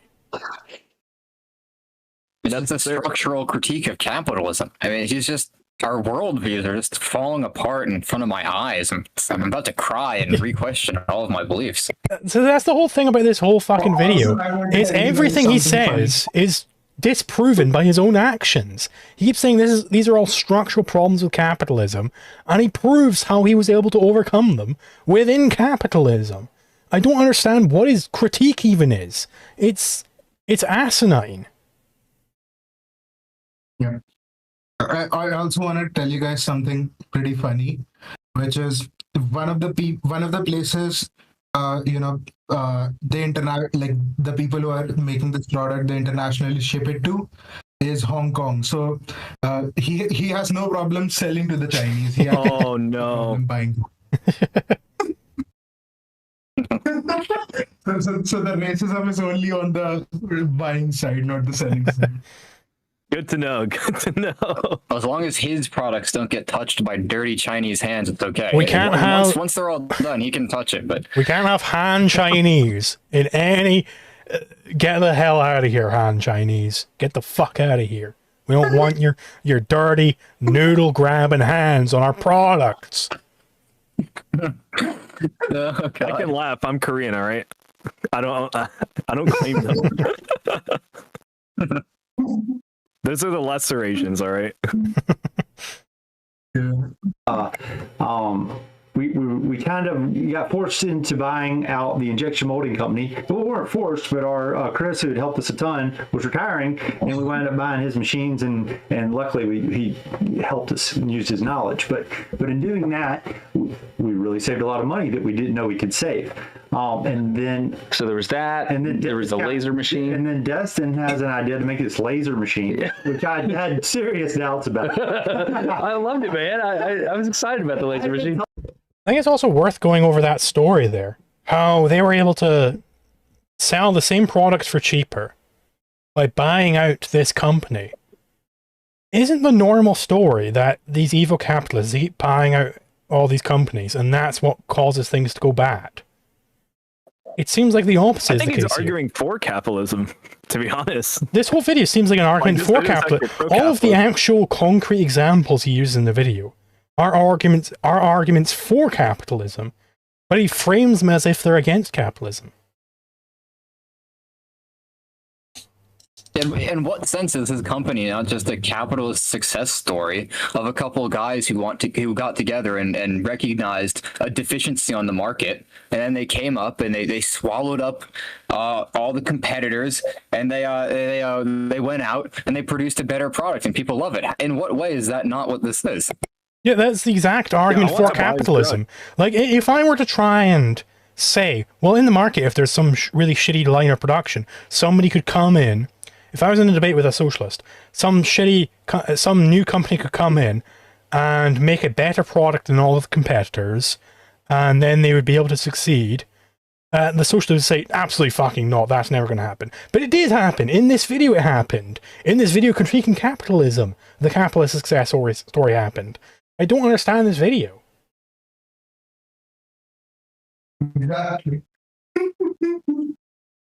Maybe he should have just cut out the entire first half and said capitalism is great. Yeah. And that's it. Honestly, if this video was just sorry. one reframing of this video, where he's talking about how capitalism is great, all of the same exact things happening in the video, the same literal things with the engineering process and everything, all of his problems with trying to start up the engineering process, and he just reframed it and said, this is why capitalism is so great, it would have been entirely correct. We should check out his comments actually after this to see what the people say. Yeah, I think it's interesting how his whole channel though is like a capitalist success story. Like he produces better quality content, like we were just complimenting, the quality of his videos. So he's out competing all the other, lesser channels who are producing worse content, and he has tons of subscribers from that. And because people are recognizing and look, he's making presumably a lot of profit from this, and you would expect the quality of his videos to be really bad though, and all the people he's filming with, they're gonna have a really bad time, but I just don't see it. Jeffrey made a great comment. He said capitalism sucks because the psychopaths are right.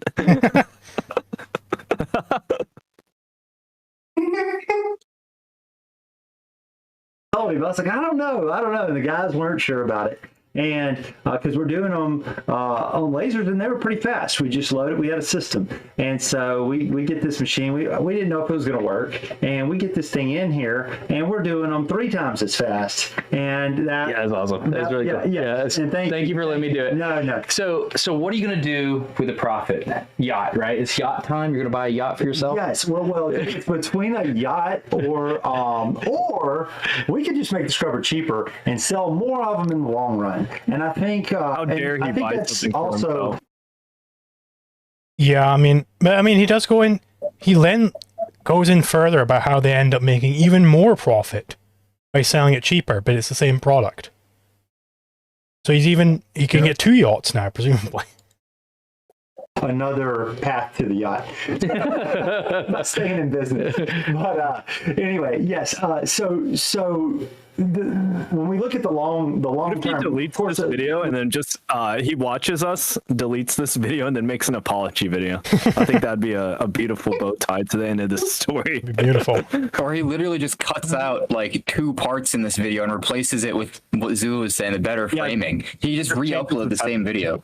He needs to remake this. We need a second update where he goes to the Mises Institute and he asks them about capitalism and he learns about how every step he took is in fact the exact prediction of what the Austrians are saying would happen in a free market. Exactly. And also, like, I think at that point he should also buy Zulu a yacht. Like that at that point. I think it's only fair. So true. Yeah, it's smart every day. Please, $1,000 super chat. Doctor in the chat earlier, he didn't give me the $1,000 super chat to react to the first part. Please, I need the $1,000 super chat. So BC Pratt is saying we're just getting rage baited by the title. I mean, he chose to title the video that way. A, and B, he's constantly critiquing capitalism in the video, being very clear. These are systemic problems with capitalism. I think BC Pratt 6979, not to be offensive here, but I think you should get checked out to see if you have Down syndrome or something of the sort. I think you might be mentally retarded. I think you should shut the fuck up and stop talking to anybody. You're not good at it. You're not good at talking to people. You should sit back, be in the background, let the people who can talk be in the foreground, be in the background. That's where you belong. That's where you should stay. Holy base. Exactly. Based as fuck. I'm not as greedy. He can just like buy me another monitor or something. Yeah. I don't need a yacht. I need $1,000. $1,000 super chat.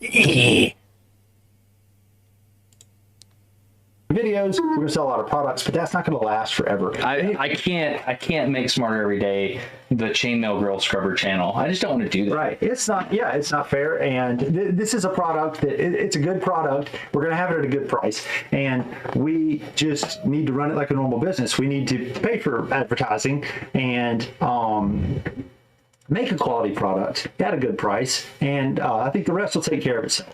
I have noticed that most people come about figuring this thing out because somebody tells them about it. And we can tell too, we can look at the analytics and, a normal product is a 3% conversion rate. It's pretty good. And the scrubber has run at about 8% over time. So that means 8% of the people coming to the website are buying a scrubber, which is... Yeah, so again, this is just proving that capitalism works. And the same is true. I implemented those same principles into the design of the website where I have my course hosted on. Right? I wanted to remove all possible barriers to people getting to my course. Apologies, my watch just went off there. All possible barriers, because some courses you'll go on there. Be like, insert your email here to join the mailing list. Get rid of that. No. Immediately, bunch of people click off. Google research shows this. Immediately, like 90% of the people click off of your website. Stop doing that. Then you'll have like maybe $900 and then you can access this course. No. Bad idea. Very bad idea. Immediately, 99.9% of people click off of that website right there. I want to have as few barriers as possible to get to the product. So much so that you don't even gotta fucking pay for the goddamn thing. I still make plenty of money off of that course. Believe you me, I still make plenty of money off of it. If I were to tally it all up, it would be great money for the amount of time I spent putting it. I did put a lot of time into it, but over time, like, it just keeps getting me more and more and more money. I bought it twice by accident. There you go. And you don't even have to do that. You can just pay what you want for it. People have paid a lot of money for the course. I can't reveal any specifics, but some people have paid a lot of money for that course because they just want to support it. Yeah. Let's go. When is the other course, like, it's still in construction? I've been waiting for that, praying every day. Yeah, I'm currently... Yeah. I'm working on the debate course. I'm going to do a debate course as well. The thing is with the history of philosophy course and the objectivism course, for all my courses, I want to make sure that I'm an expert in that field before I make a course in it. And I'm just not confident enough that I'm an expert in these other fields yet to make courses on them. I think I am an expert in debate, so I think I can start chipping away at the debate course. But like, I debate course out before mine. That would be I'd give you $100 to be honest. There you go.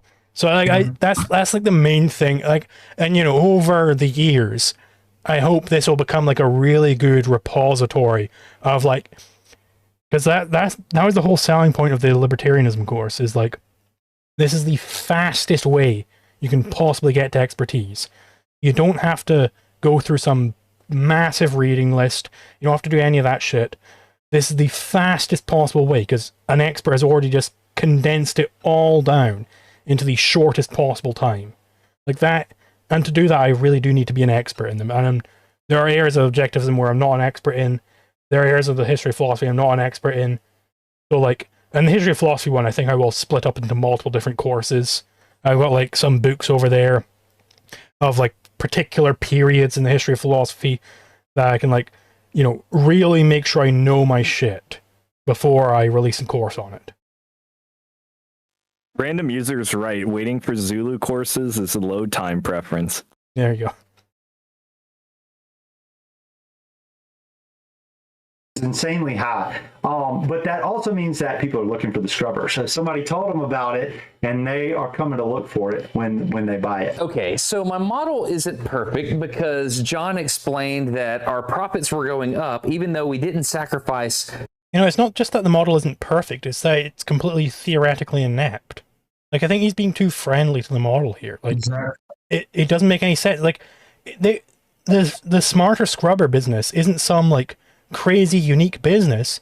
This is how all business operates. It's just exactly like if the model is unable to, you know, represent reality accurately, you don't say it's not perfect. It's just not true.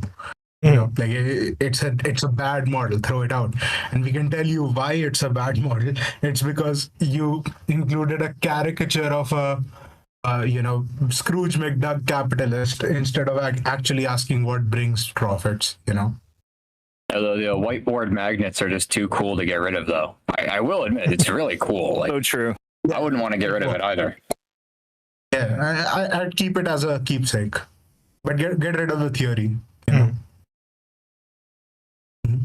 The quality or our community. In fact, we were able to help somebody retire, but I want to look more closely at what John's doing because this is fascinating. We're getting back into like school microeconomics, and I think it's fascinating. Like, I'm getting to live this. You learn something in school and then you live it. It's very different. This is Maybe there's hope. supply and He demand. finds economics fascinating. There you go. So you should read Per Bielen's book, How to Think About the Economy, a primer. You can get it for free. You could probably just rock up to the Mises Institute and say, "Hey, can I get this book?" You know, Joe, I'll put in a good word with you for Joe. You can just give it to you. Yep. And curve. And so the supply is here, okay? So as the price goes up, more people want to produce the thing, right? Yeah. This is the demand curve. As the price goes down, more people want to buy the thing. The situation we find ourselves in is crazy because these companies literally said, we're going to decrease the supply of grill scrubbers on the market. And what happens in a free market if that happens? Let's see why he thinks this is Because we're happening. going to recall them. And No. I don't think the companies are choosing to do... It's not that the companies had this Machiavellian plan. We're going to sell a bunch of these scrubbers and then recall them and then we'll make a bunch more money. Absolutely fucking not. It's that they had to recall them because the government said to recall. He's framing this as if this is like some Machiavellian plan that the companies are able to make more money. Like, no, absolutely not. Mm-hmm. Like, that's how you kill your business. Exactly. If all your scrubbers get recalled, you kill your business. And I would once again say that people have a right to choose their products if they think that, you know, the risk premium for the more expensive product is too much, and that the best judges, you know, people will not always be right about this. You know, I can imagine an individual being wrong about this, but the best possible judge of what a person wants is themselves. Like, the closest we can get to good answers is if we leave this to individuals in a free market and not a centrally planned economy. Like, all you could do is, like, if you want to make things truly better, you could educate the individuals in the free market on how to make these judgments and so on and so forth. Like, give them good principles of thought. In effect, teach them objectivist philosophy. You know, beyond that, like, you just leave it to the individuals in the market. They know best. People know best what to do with their lives better than anybody who is not them. So certainly no central planner. You know? Yeah. when we do that, the price goes up. So like the natural price in the market for grill scrubbers went up. But not only that, now more people need grill scrubbers. And so that pushes the demand this way. So the price. Does the demand increase? Surely the same number of people are demanding grill scrubbers. Or is he saying because a bunch of them are recalled, now more people need... But if those people who had them recalled, they just get the money back, surely. Or a new one sent to them. I'm not sure that the demand does increase. Yeah. Like, maybe I'm misunderstanding something about this argument, but I don't think the demand does increase. I don't know. Maybe it's like all these companies who had to recall their grill brushes, they're like untrustworthy now or something. So there's this big gap because they're all like dipping out of the market. But that's seems like a pretty big assumption to make. I don't know. It seems like realistically, demand probably wouldn't really change very much. Yeah. Yeah. I think I don't see how demand increases. it's definitely something he needs to explore more. Like, explain specifically why demand is increasing here. Just because now a bunch of more people need grill scrubbers. Like, did a bunch more grills get sold? I think I think what he's going for is that people who got it recalled will now need grill scrubbers. Presumably they get a refund or a replacement. Yeah, like that's what I'm thinking. Like I don't see demand increasing here. Like we didn't create more demand for grill scrubbers by recalling them. Yeah. Is just going up. So it was here and like now it's here. That is crazy. But And also the price increasing. Like, this isn't necessarily making the companies more money. Yeah. Yeah, I want to say something more generally though about like when people see, oh, the price just went up and they see it as like this intrinsically bad thing. I think the best way to understand why this is actually very good sometimes is like if you take a hurricane, and often you'll see, the gas prices after the hurricane or before the hurricane's being forecasted, the gas prices go up a lot because people are trying to get out of town. Well, that's very good, and often people look at that and they'll say like, oh, this is so bad because all these people need this gas, so the government should come in and fix the price artificially low. Well, that's actually the opposite of what should happen, right? The gas price going up signals to everyone that there's not enough of this to go around, right? We need only the people who actually need this gas to be buying it. When the gas price is made artificially low by the government, now people who don't really need the gas as much can come in and buy this gas. Like maybe someone who could have gotten a plane ticket, now they're buying this gas, whereas someone else, now this gas isn't freed up for someone who actually does need the gas. And so it's like it is the case that even these people who maybe the guy with a plane ticket, right? It's still a mutually profitable interaction, but it's not the most value productive end, right? So when you come in with these artificial, price ceilings and floors, you're messing with the market equilibrium and you're pushing things away from their most value productive end. So the price being very high, it gives a signal to everyone that specifically only the people who really need this gas should be buying it. And that's going to allocate these resources better towards their most value productive end, instead of just wherever the central planner arbitrarily decides to put the ceiling or floor at. And like specifically, like if in these like disaster areas where you have like hurricanes and stuff, specifically, if it was on the market and gas prices were really high there, well, people do try to bring like generators, do try to bring gas in, stuff like that. Exactly. Under extreme conditions, under crazy conditions, they're taking on a bunch of risk. And that requires, because the price is so high, they can make a profit on that, right? They can make arbitrage profits there. That is a signal that also brings all of these resources to the area that needs them the most. And when the government comes in and says you're not allowed to price gouge, guess what? That no longer happens. People don't make those arbitrage decisions, and so people just go without. Like, that's not an improvement. Exactly, you leave people worse off. Like that's a beautiful way of putting it, right? Like in effect, everything, like prices are what prices are. More than anything else is that they are a global communication mechanism, right?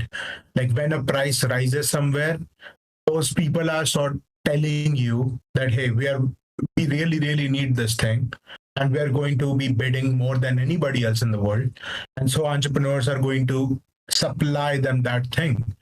And if you interrupt or disrupt or close down this process, then the people who need the thing don't get the thing. That's how you get shortages. That's how you end up causing more damage than there had to be.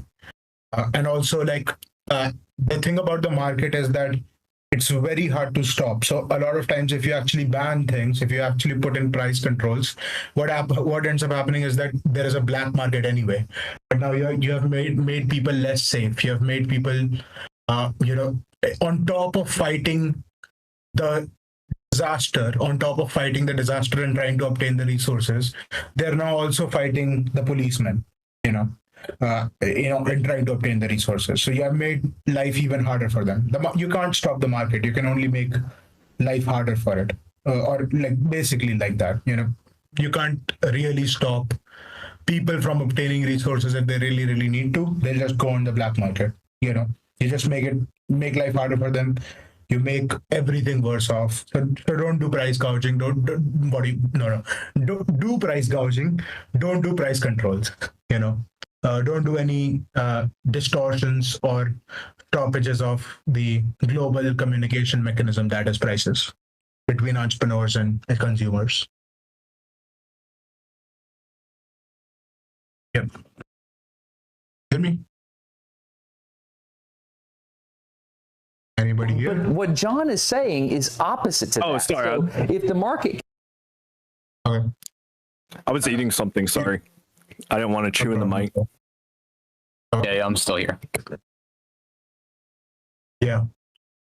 Like, I also video or the context of what you said early on because I had to go to the bathroom. Yeah, no issues.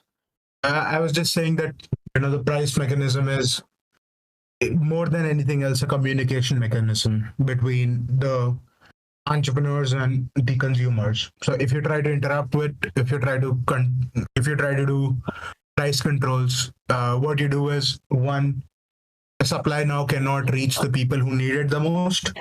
Two, a lot of times you don't actually end the market, you actually just drive it underground. It just gets converted into black markets, and you make things more unsafe for people. Yeah, you're just artificially. Yeah, you're just coming in and making everything harder, but you're not actually stopping the function. So you end up just increasing scarcity at the end of the day when you actually evaluate it in its totality. Exactly. And now, on top of fighting with the natural disaster, the people also have to fight the police who are trying to stop them from fighting the natural disaster. I mean, I would say you definitely stop it to some degree. Just at a point of access, but if it's in demand enough, people are gonna fucking get it. They'll figure out a way. Exactly. It's like a crackhead still figures out how to get crack despite being poor and living under a bridge. Yeah. Maybe that's a bad example. No, that's a very good example. Okay. Yeah. I was trying to find a more safe example. Safe for YouTube. Yeah. I have 3 channel warnings, dude. It's bad. I have to be very cautious. Yeah, you got to be really cautious on YouTube, man. Can you get a channel warning for what you say on this stream? No. Nah. Oh, that's good. Their algorithm isn't that developed, I guess. And they don't really give too much of a shit. But anyway, we can watch the video. Don't get nuked, my brother. You're making good stuff. I'm trying not to. I'm trying really hard. I'm afraid the video I have coming out might get me nuked because I have a few jokes, but they're not verbal. So one of them is the first one in the intro. It's what I'm doing is the book on queers. There's a comic book called Queers. Basically what it is, it's a fight between two groups. It's the gays who accept themselves and the gays who don't accept themselves. I got paid to do this, by the way. Someone offered me $100 and I was like, sure, fuck it, it's not that long. But Yeah, I have a joke where it's like, I know what some of you think about queers because like my audience is generally right leaning, and I have a Hitman clip of me like absolutely mag dumping into a crowd, and then I go, no, we'll ignore that. We'll ignore those thoughts. All right, let's just talk about like queerness in general and where it came from, like as a transition. So I'm afraid that one might. It probably won't flag because I've done this Hitman thing in a lot of other videos, but you know, just maybe the context, YouTube, if they manually review it, like someone might get upset. I don't know. I'm writing a line, but it's not that bad. And YouTube standards. Yeah. Hopefully you don't get nuked. Yeah, that's the hope. Well, we If getting I do, nuked? it's for a week. Oh, fair enough. Like, just come back. But it try cuts not all to. ad revenue. It cuts all revenue. It'd still fucking suck. Even if it is for a week, I can't Yeah. upload.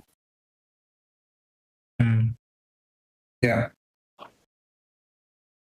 You know, man, like I'm really proud of the community, man. Like, a lot of good creators have come up in our niche, especially, and we're doing very well.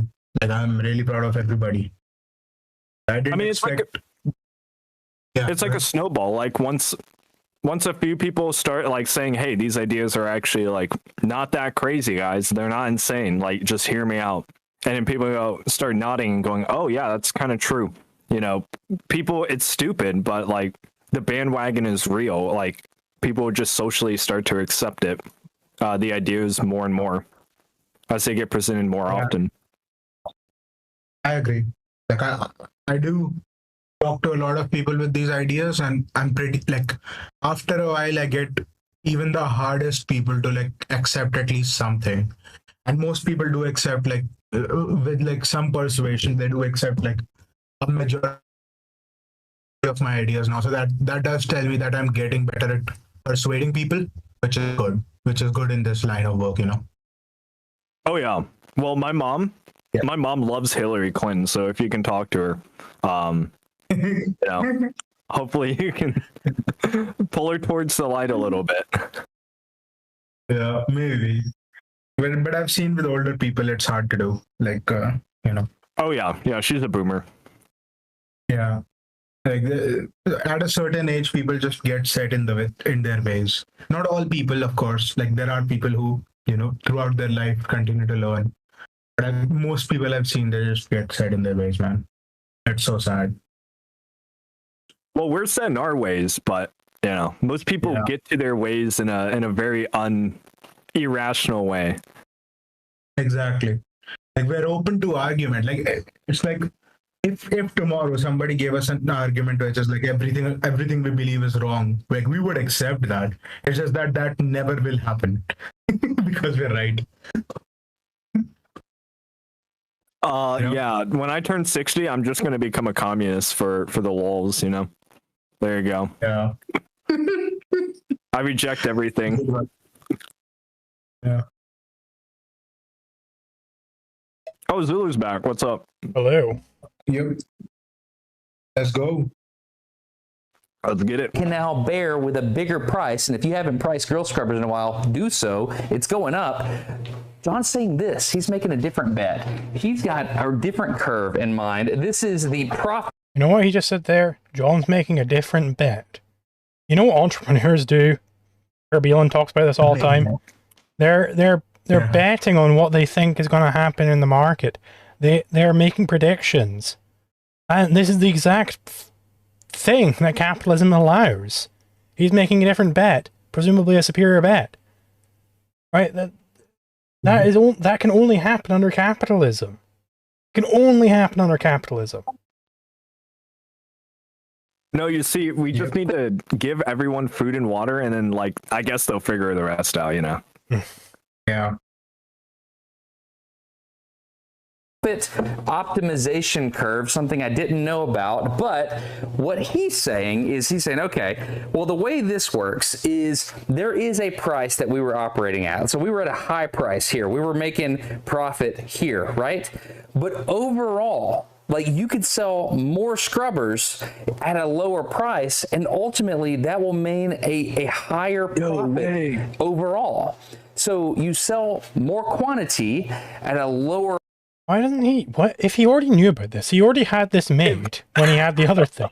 Why didn't he integrate this knowledge into the previous thing that he just did with the triangle? Exactly. I don't get it. The triangle was just useless. You see, trying this to was throw a us week off. later, actually, when he recorded it. He's making it so we use all of our brain power to debunking the triangle, and now we're helpless with the half circle.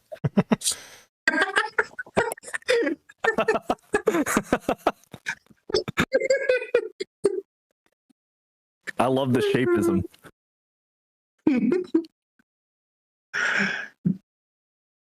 Price, and that means the area under the curve goes up. So this is profit optimization, right? This is doing it right. The fact that I asked the question, can you make a product in America and be competitive in the market?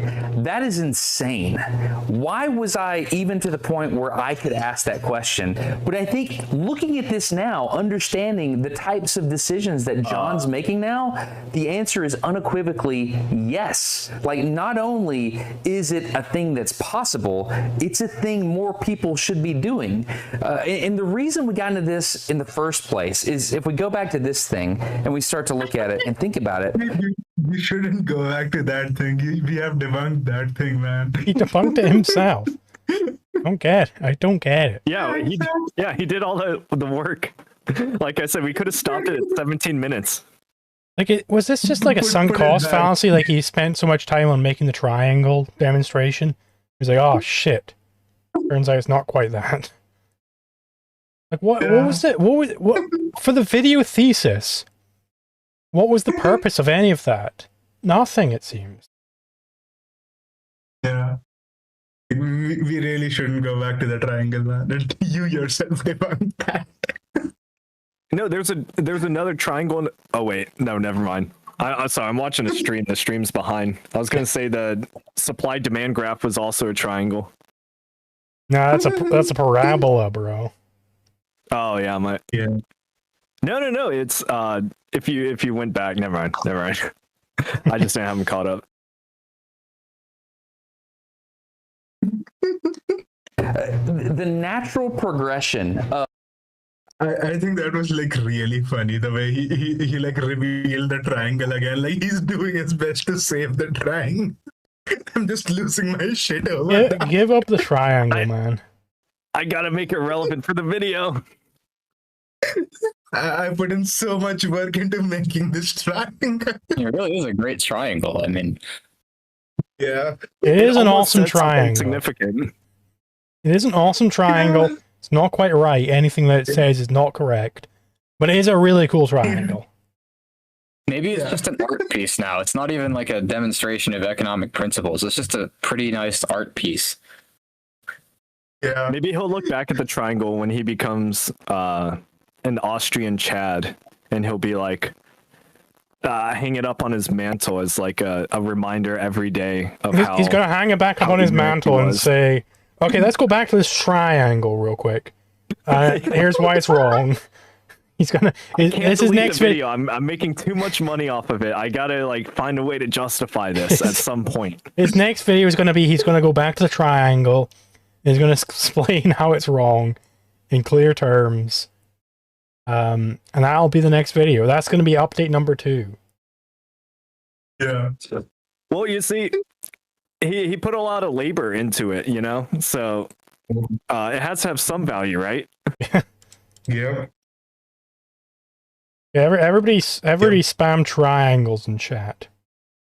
Everybody spam triangle. There's a triangle emoji. Everybody put the triangle emoji into chat.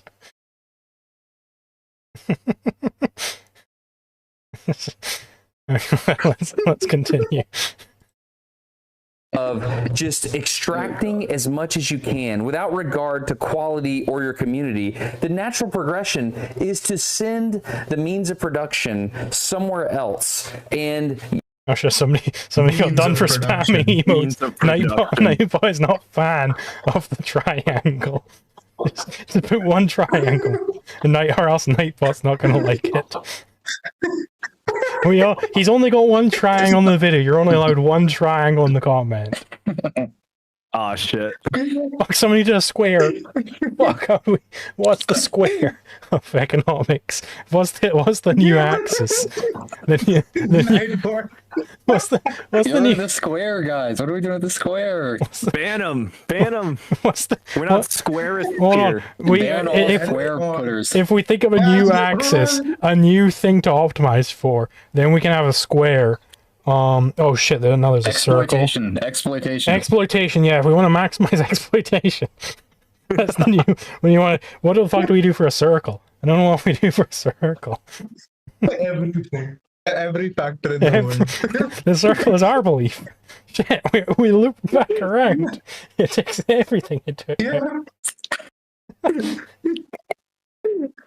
My Nightbird is like, ban them all.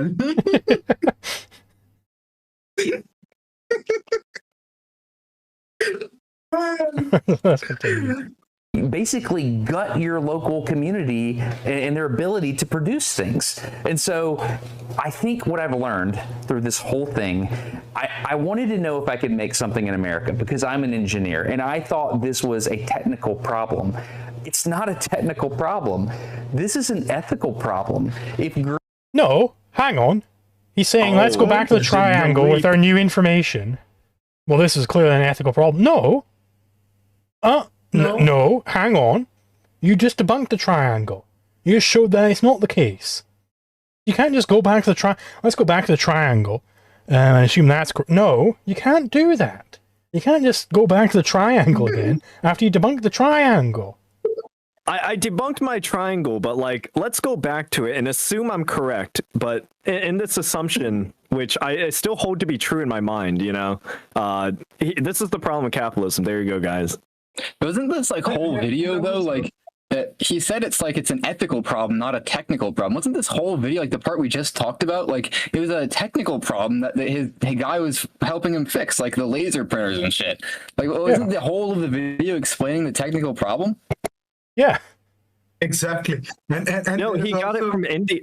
He got it from China though, into India. That's the real problem.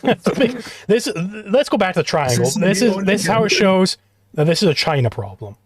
And here's how it's a China problem. I don't like China. But stars have triangles in them. There's so many layers to this. There's so many triangles.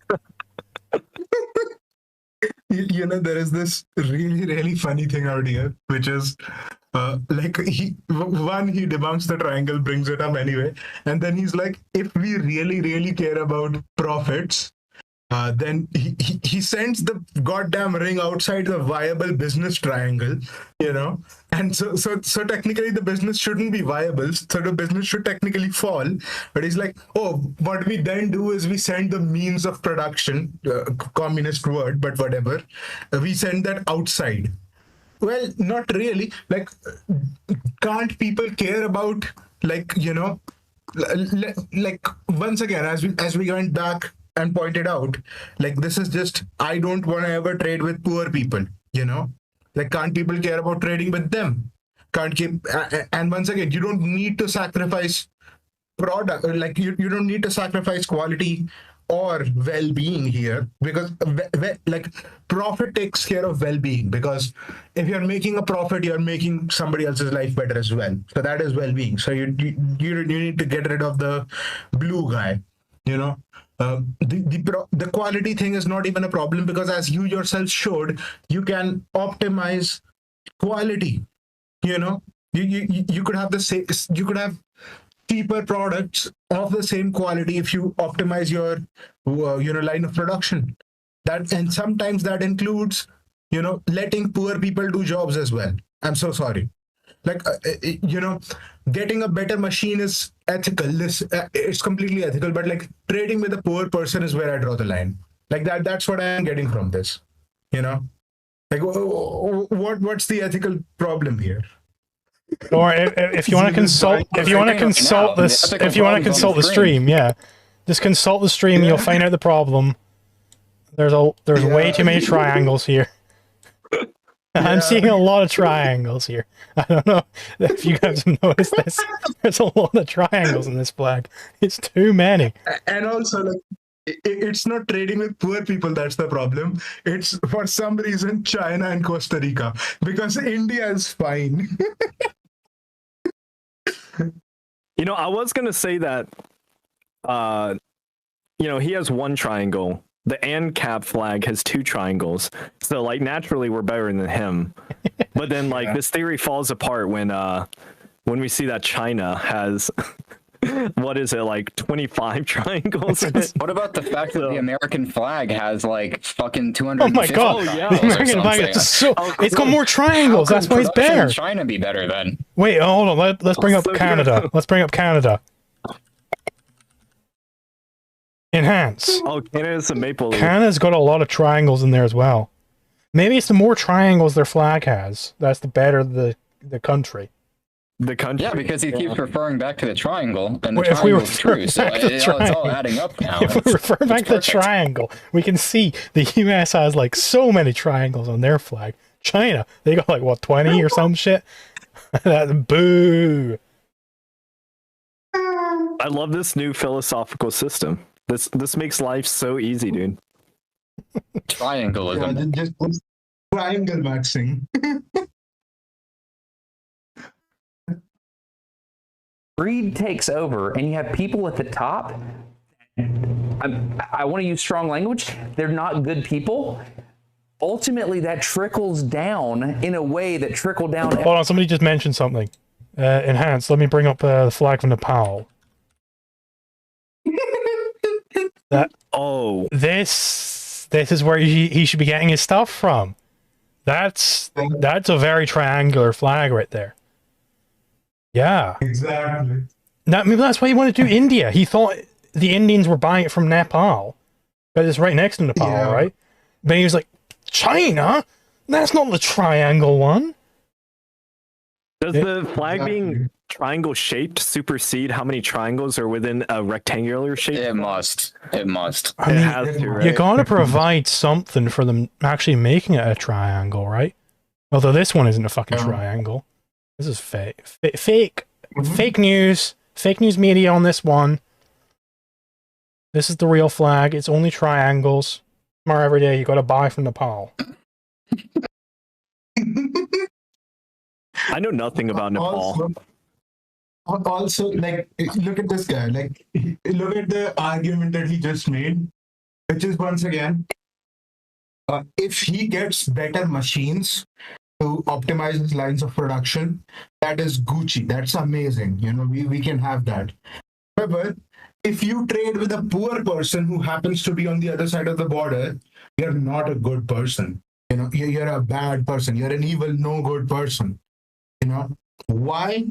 No answer. Like, just vaguely pointing to the triangle does not give you an ethical theory. It's trickle down economics. It's triangle. That's what it is. It's trickle down economics. Triangle down economics. It's the triangle ethical theory. It tells us that we cannot trade with poor people. The primacy of triangle. The primacy of triangle. Labor triangle of value. Labor triangle. We gotta do the Illuminati symbol. That's a triangle. There you go.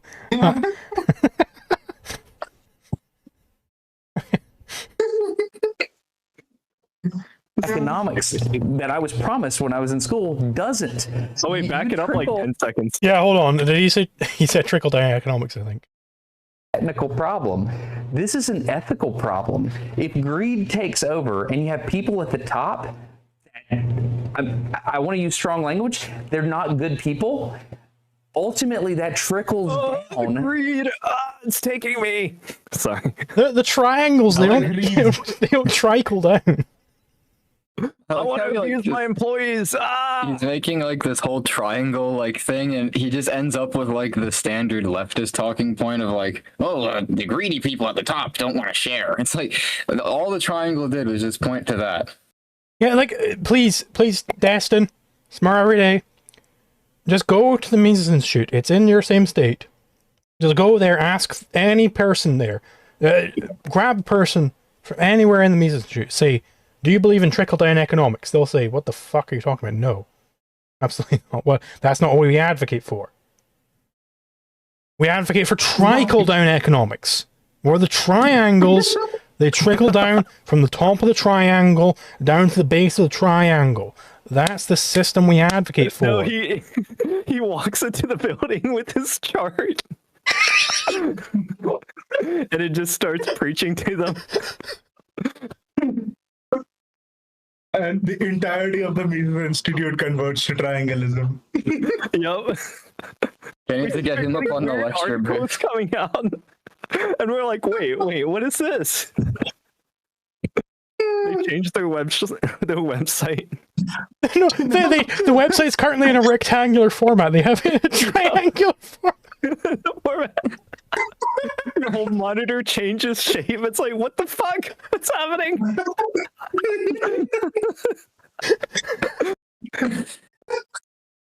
Oh my god. Oh, you got a super chat. Nice. This currency is not triangular. I don't know what to do with it. But thank you very much, Diego, I'm sure, for the 2,500 cool lay people triangular credits. It's triangular, wasn't included in the name there, unfortunately, because YouTube is racist against triangles. The closest thing you'll get to real trickle-down theory is that rich people buy things because they're humans who eat food and wear clothes. Thank you very much. And I need you guys to notice that all he did was, like in his triangle, he put the dollar sign to the top and then pointed at the triangle and said, like, people who trade with poor people bad. Yeah, this is why capitalism's bad. Look at this triangle. This is why capitalism's bad. Like, there is nothing here. Like, the triangle, even if we just accept the triangle as true, the triangle doesn't tell you that. What do you mean? How did you get from that, from the triangle?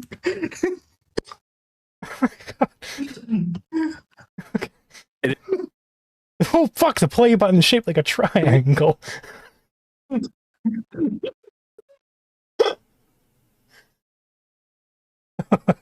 Shit, dude. We click this triangle on the screen and see what happens. Have we finally got to the conclusion part? Is this the conclusion part of this video? It should be. Yeah. Triangle merge, condo. Thank you for the money. Triangle merge. I gotta do. I can sell his design on a shirt.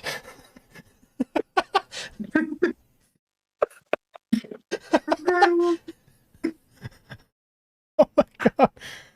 I've seen like punk fashion that has like triangle shaped shirts and shit. Maybe they're onto something. It's like a triangular garment.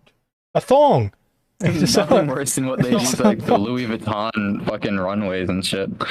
Like a big triangular like costume that they put on. Oh my god. Can you believe we have 200 people watching us laugh at triangles? Holy shit, dude. I fucking love you too.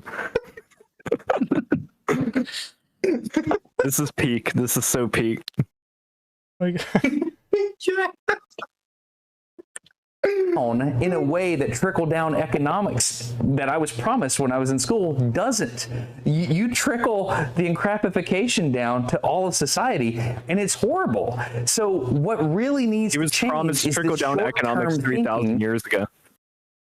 Yeah. Where I just gut my local community in the name of profit. That's actually the meaning of the Israeli flag. If we go on to the Israel flag. Oh. If you want to notice a little something about this flag, It's two triangles. there's some triangles in there. They're promised the triangle of the Sinai Peninsula. That's a triangle. They were promised it 10 billion years ago.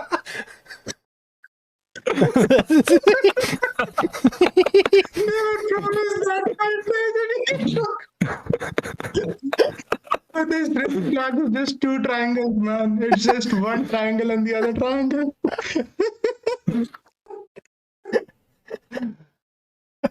There's only one way to make the flag better, and it's More to turn triangles. it into a triangle sideways. Triangles. Yeah, more triangles. It's all making sense now. It all makes sense now. We need to change that and start thinking about long term. What does it look like to have an injection molder in my community? What does it look like to just I will say a lot of the things he's advocating for here, as Rothbard would describe them, they're triangular interventions. Uh-huh. Ah. Uh-huh. Guys, have a good product on the shelf where I live? That's the kind of thing we need to think about. That long-term thinking looks like it's foolish in the short term, but it's not. John is thinking about how to make more money, and he's doing it. Hang on a second. I need to take a screenshot of this. You gotta enhance this. Enhance. Enhance. Enhance. Oh, look, it's a triangle. Hmm. I can't actually see what's happening. It's the stream's not live. Hmm. Yeah, the stream is a little bit lagging, but I'll know. Yeah, the stream's like 30 seconds behind. Oh, I see. Hmm. It's a triangle. Let's go. Hmm. Oh, yep. Wait, get his ear. Hmm.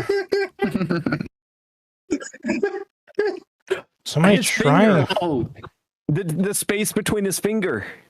Hmm. I think we all see the. I think we all see the truth. The truth. We're discovering the truth in real time on the stream. Oh, God. Wait a minute. Enhance. That's also a triangle. Oh, God. And Arco Econ's just sitting silently like, holy shit, these guys. I'm laughing my ass off right now, dude. Oh, my God.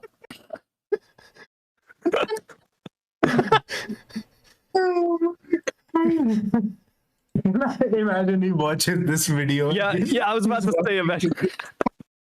He's like, holy shit, I'm wasting my time. Drawing triangles. Imagine he came into the stream on that point. He's like looking for a certain part. Someone has. Someone's joining the stream right now. Yeah, he's You see looking this for like a fucking certain drawing triangles all over the fucking image. He's like, what the fuck are these guys doing? These are capitalism's strongest soldiers. Yeah. Okay. Man, we've been drawing triangles on his face. That's oh my God. With classical Yeah, dude. profit optimization economics now, and all we had to do was stop thinking.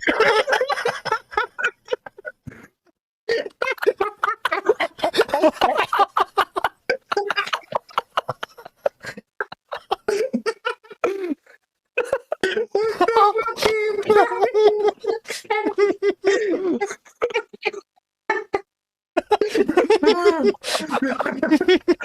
God.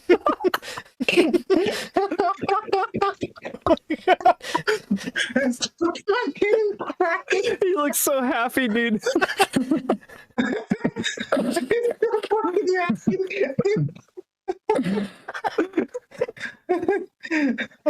Holy shit, dude. I'm laughing too much. It's sobering me up. Fuck. Like burning calories from we're laughing. It's like I'll have a 6-pack by the end of the month. oh my god. Look at it's pointing at the triangle. People are building. We have 200 watchers now. They're wanting to see the truth. Oh, Dude, oh, 10 people just clicked on the stream, right? hold on. They can sense it. I've got something, another thing to enhance. Uh-oh. These structures that I'm seeing.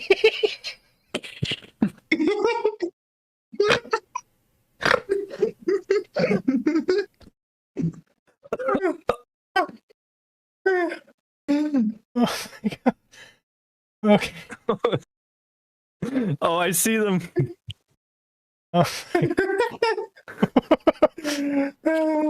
It wasn't aliens, it was Guys. fucking triangles all along. triangular economics. No, the Egyptians knew. They saw the truth for what it was. He predicted it. Wait, bring up some hieroglyphics. Hold on, let me.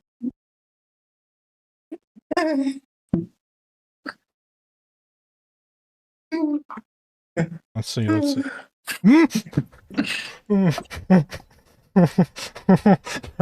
Triangle hieroglyphics. There are triangle hieroglyphics.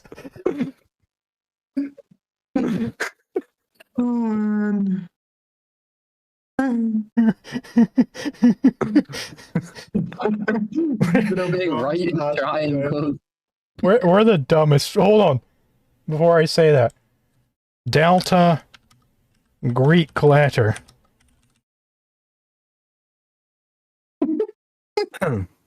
Enhance. Enhance. This is a journey of discovery. We're the dumbest I fucking couldn't have people on missed it. planet Earth. Bro, Nicola just joined. Nicola just joined the chat. Like you. Nicola, you gotta get into the triangle theory of economics. What context could possibly explain this to him? I guess we'll have to watch the video again to give him the context. We need to watch this whole video again and find more triangles. It's draw triangles over the whole video the whole time. We'll autistically sit here counting every single possible triangle within the video. That's why it's such a good video. There's so many triangles. Triangle. Oh That's my- where we're deriving our pleasure and our knowledge. In the short term. Okay, so I feel things about this. I will say this. Somebody said, Okay, wait, somebody said, look at the inside of the gas mask. The triangle.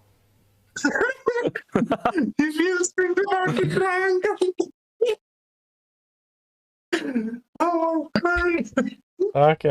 This last minute is going to be it's 15 seconds left. It's the hardest to get through.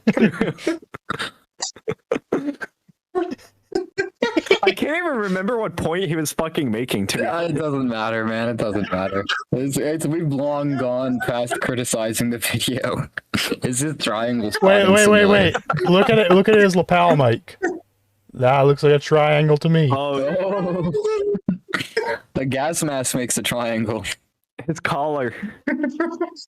Oh my god. Oh yeah, the shadow of his collar.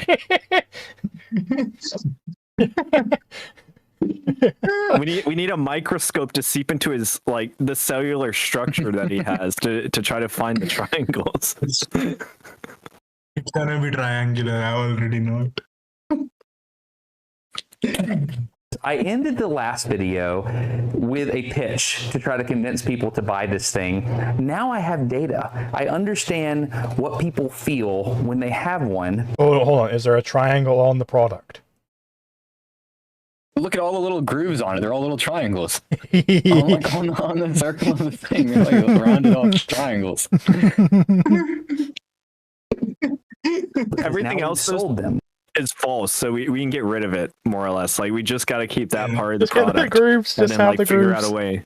Casimir, you've joined the stream at the wrong point.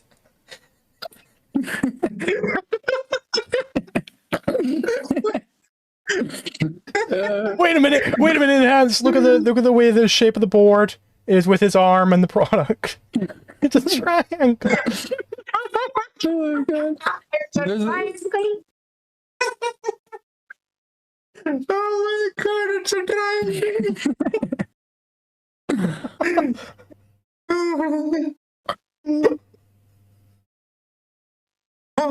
So I'll do another pitch, but it's going to be shorter.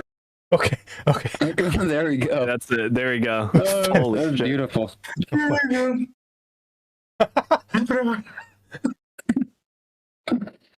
I got to put a triangle in my name on Couldn't have asked Twitter. for a better conclusion. Yeah, no. Yeah. The objectively perfect way to end the critique. Yeah.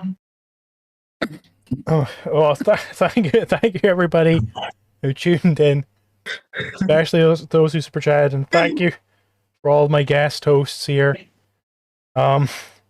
Where can people find your channels? I hope that was a valuable use of your time on this planet. It was an awesome stream. Thank If you for didn't having have a me. good time in this stream, you're an insanity. You're a crazy person. Yes. Yeah. It's the best stream in the world, man. It's the most triangular stream in the world. Let's go. You gotta change the thumbnail of the stream to be like a triangle or some shit. You can put a triangle in it somewhere or something. People with widow's peaks, are they like the new That's Aryans? the best hairstyle. That's the best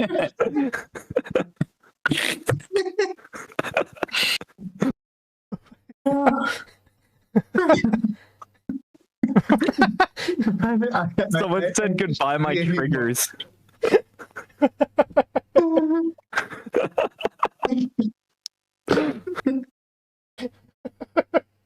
Man, I really want people to like, you know. I would even I really Hail want the guy to triangle. watch the stream. I really want the guy to watch the stream, potentially live. It will be so fun. Oh.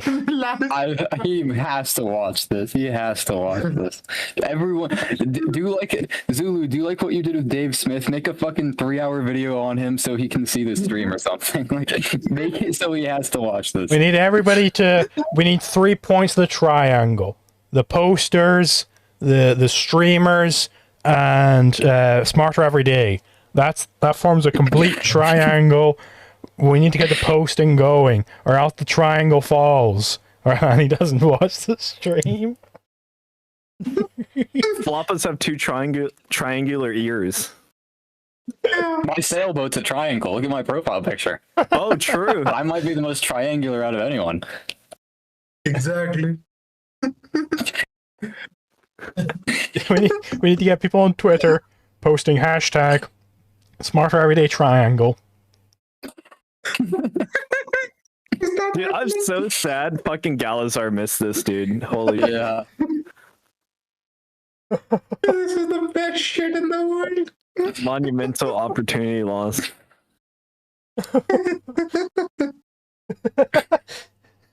I'm so glad we It's reacted to this video. Is I think the Pythagorean or perfect God? video. Hold on. Enhance. Pythagorean theorem. Enhance. That's Enhance. a try. Hands. What movie is that from? I forgot where the fucking. It's in like meme every like source- CSI show and shit like that. Oh, okay. Yeah, oh, but we can close the live split now. We finished out in 3 hours and 38 minutes. We finished one There's a video. new record. New record. The world record for finishing one video. The last 30 minutes is just us losing our shit over Triangle. Post this to fucking speedrun.com or some shit. The world needs to see our brilliance.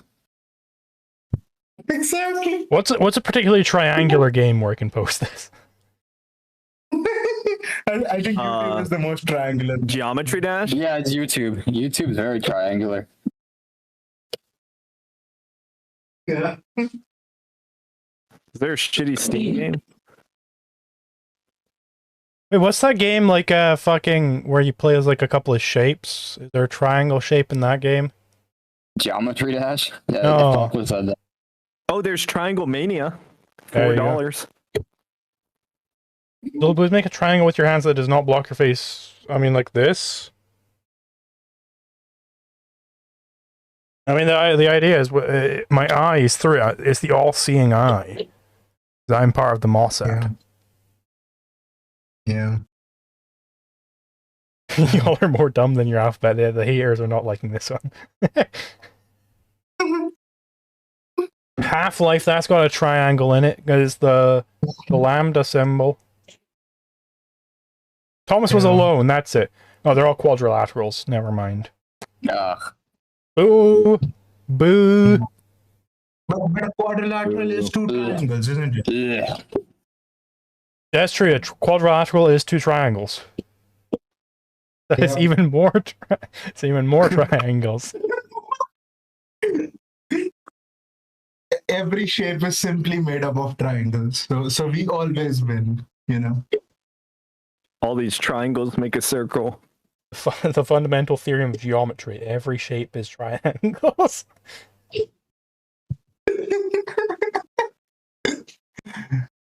Mintus Wave isn't a triangle, he's a circle. Let's see. Yeah, but a circle is simply like how do you make it? Like let's say you have a triangle, right? And then you add another triangle that's a quadrilateral. That's just a Like, bunch of now imagine triangles, I bet. Yeah. Okay. The I circle see. is like the limit of that triangles. You can imagine it as infinite triangles, you know? If you take one triangle and you like paste a bunch of triangles rotated by 0.01 angle or whatever, degrees. Exactly. True. Then you get a circle. All right. Let's close this out. We need to end. Do I have any pending super chats? Juventus wave. We have Juventus wave on the screen. Okay. Diego Amateur. First example is Cringe and Wine and Pilfer. 1000 CLP. Thank you very much. And another one. 2,500 CLP. The closest thing you'll get to a real trickle down theory is rich people buy things because they're humans who eat food, wear clothes. They already do that. Triangle merch. Yes. That was promised when I was a kid. 8,000 BTC. And then Delta Force. Thank you everybody who donated. Thank you everybody who watched. Thank you especially to our esteemed guest hosts. We'll see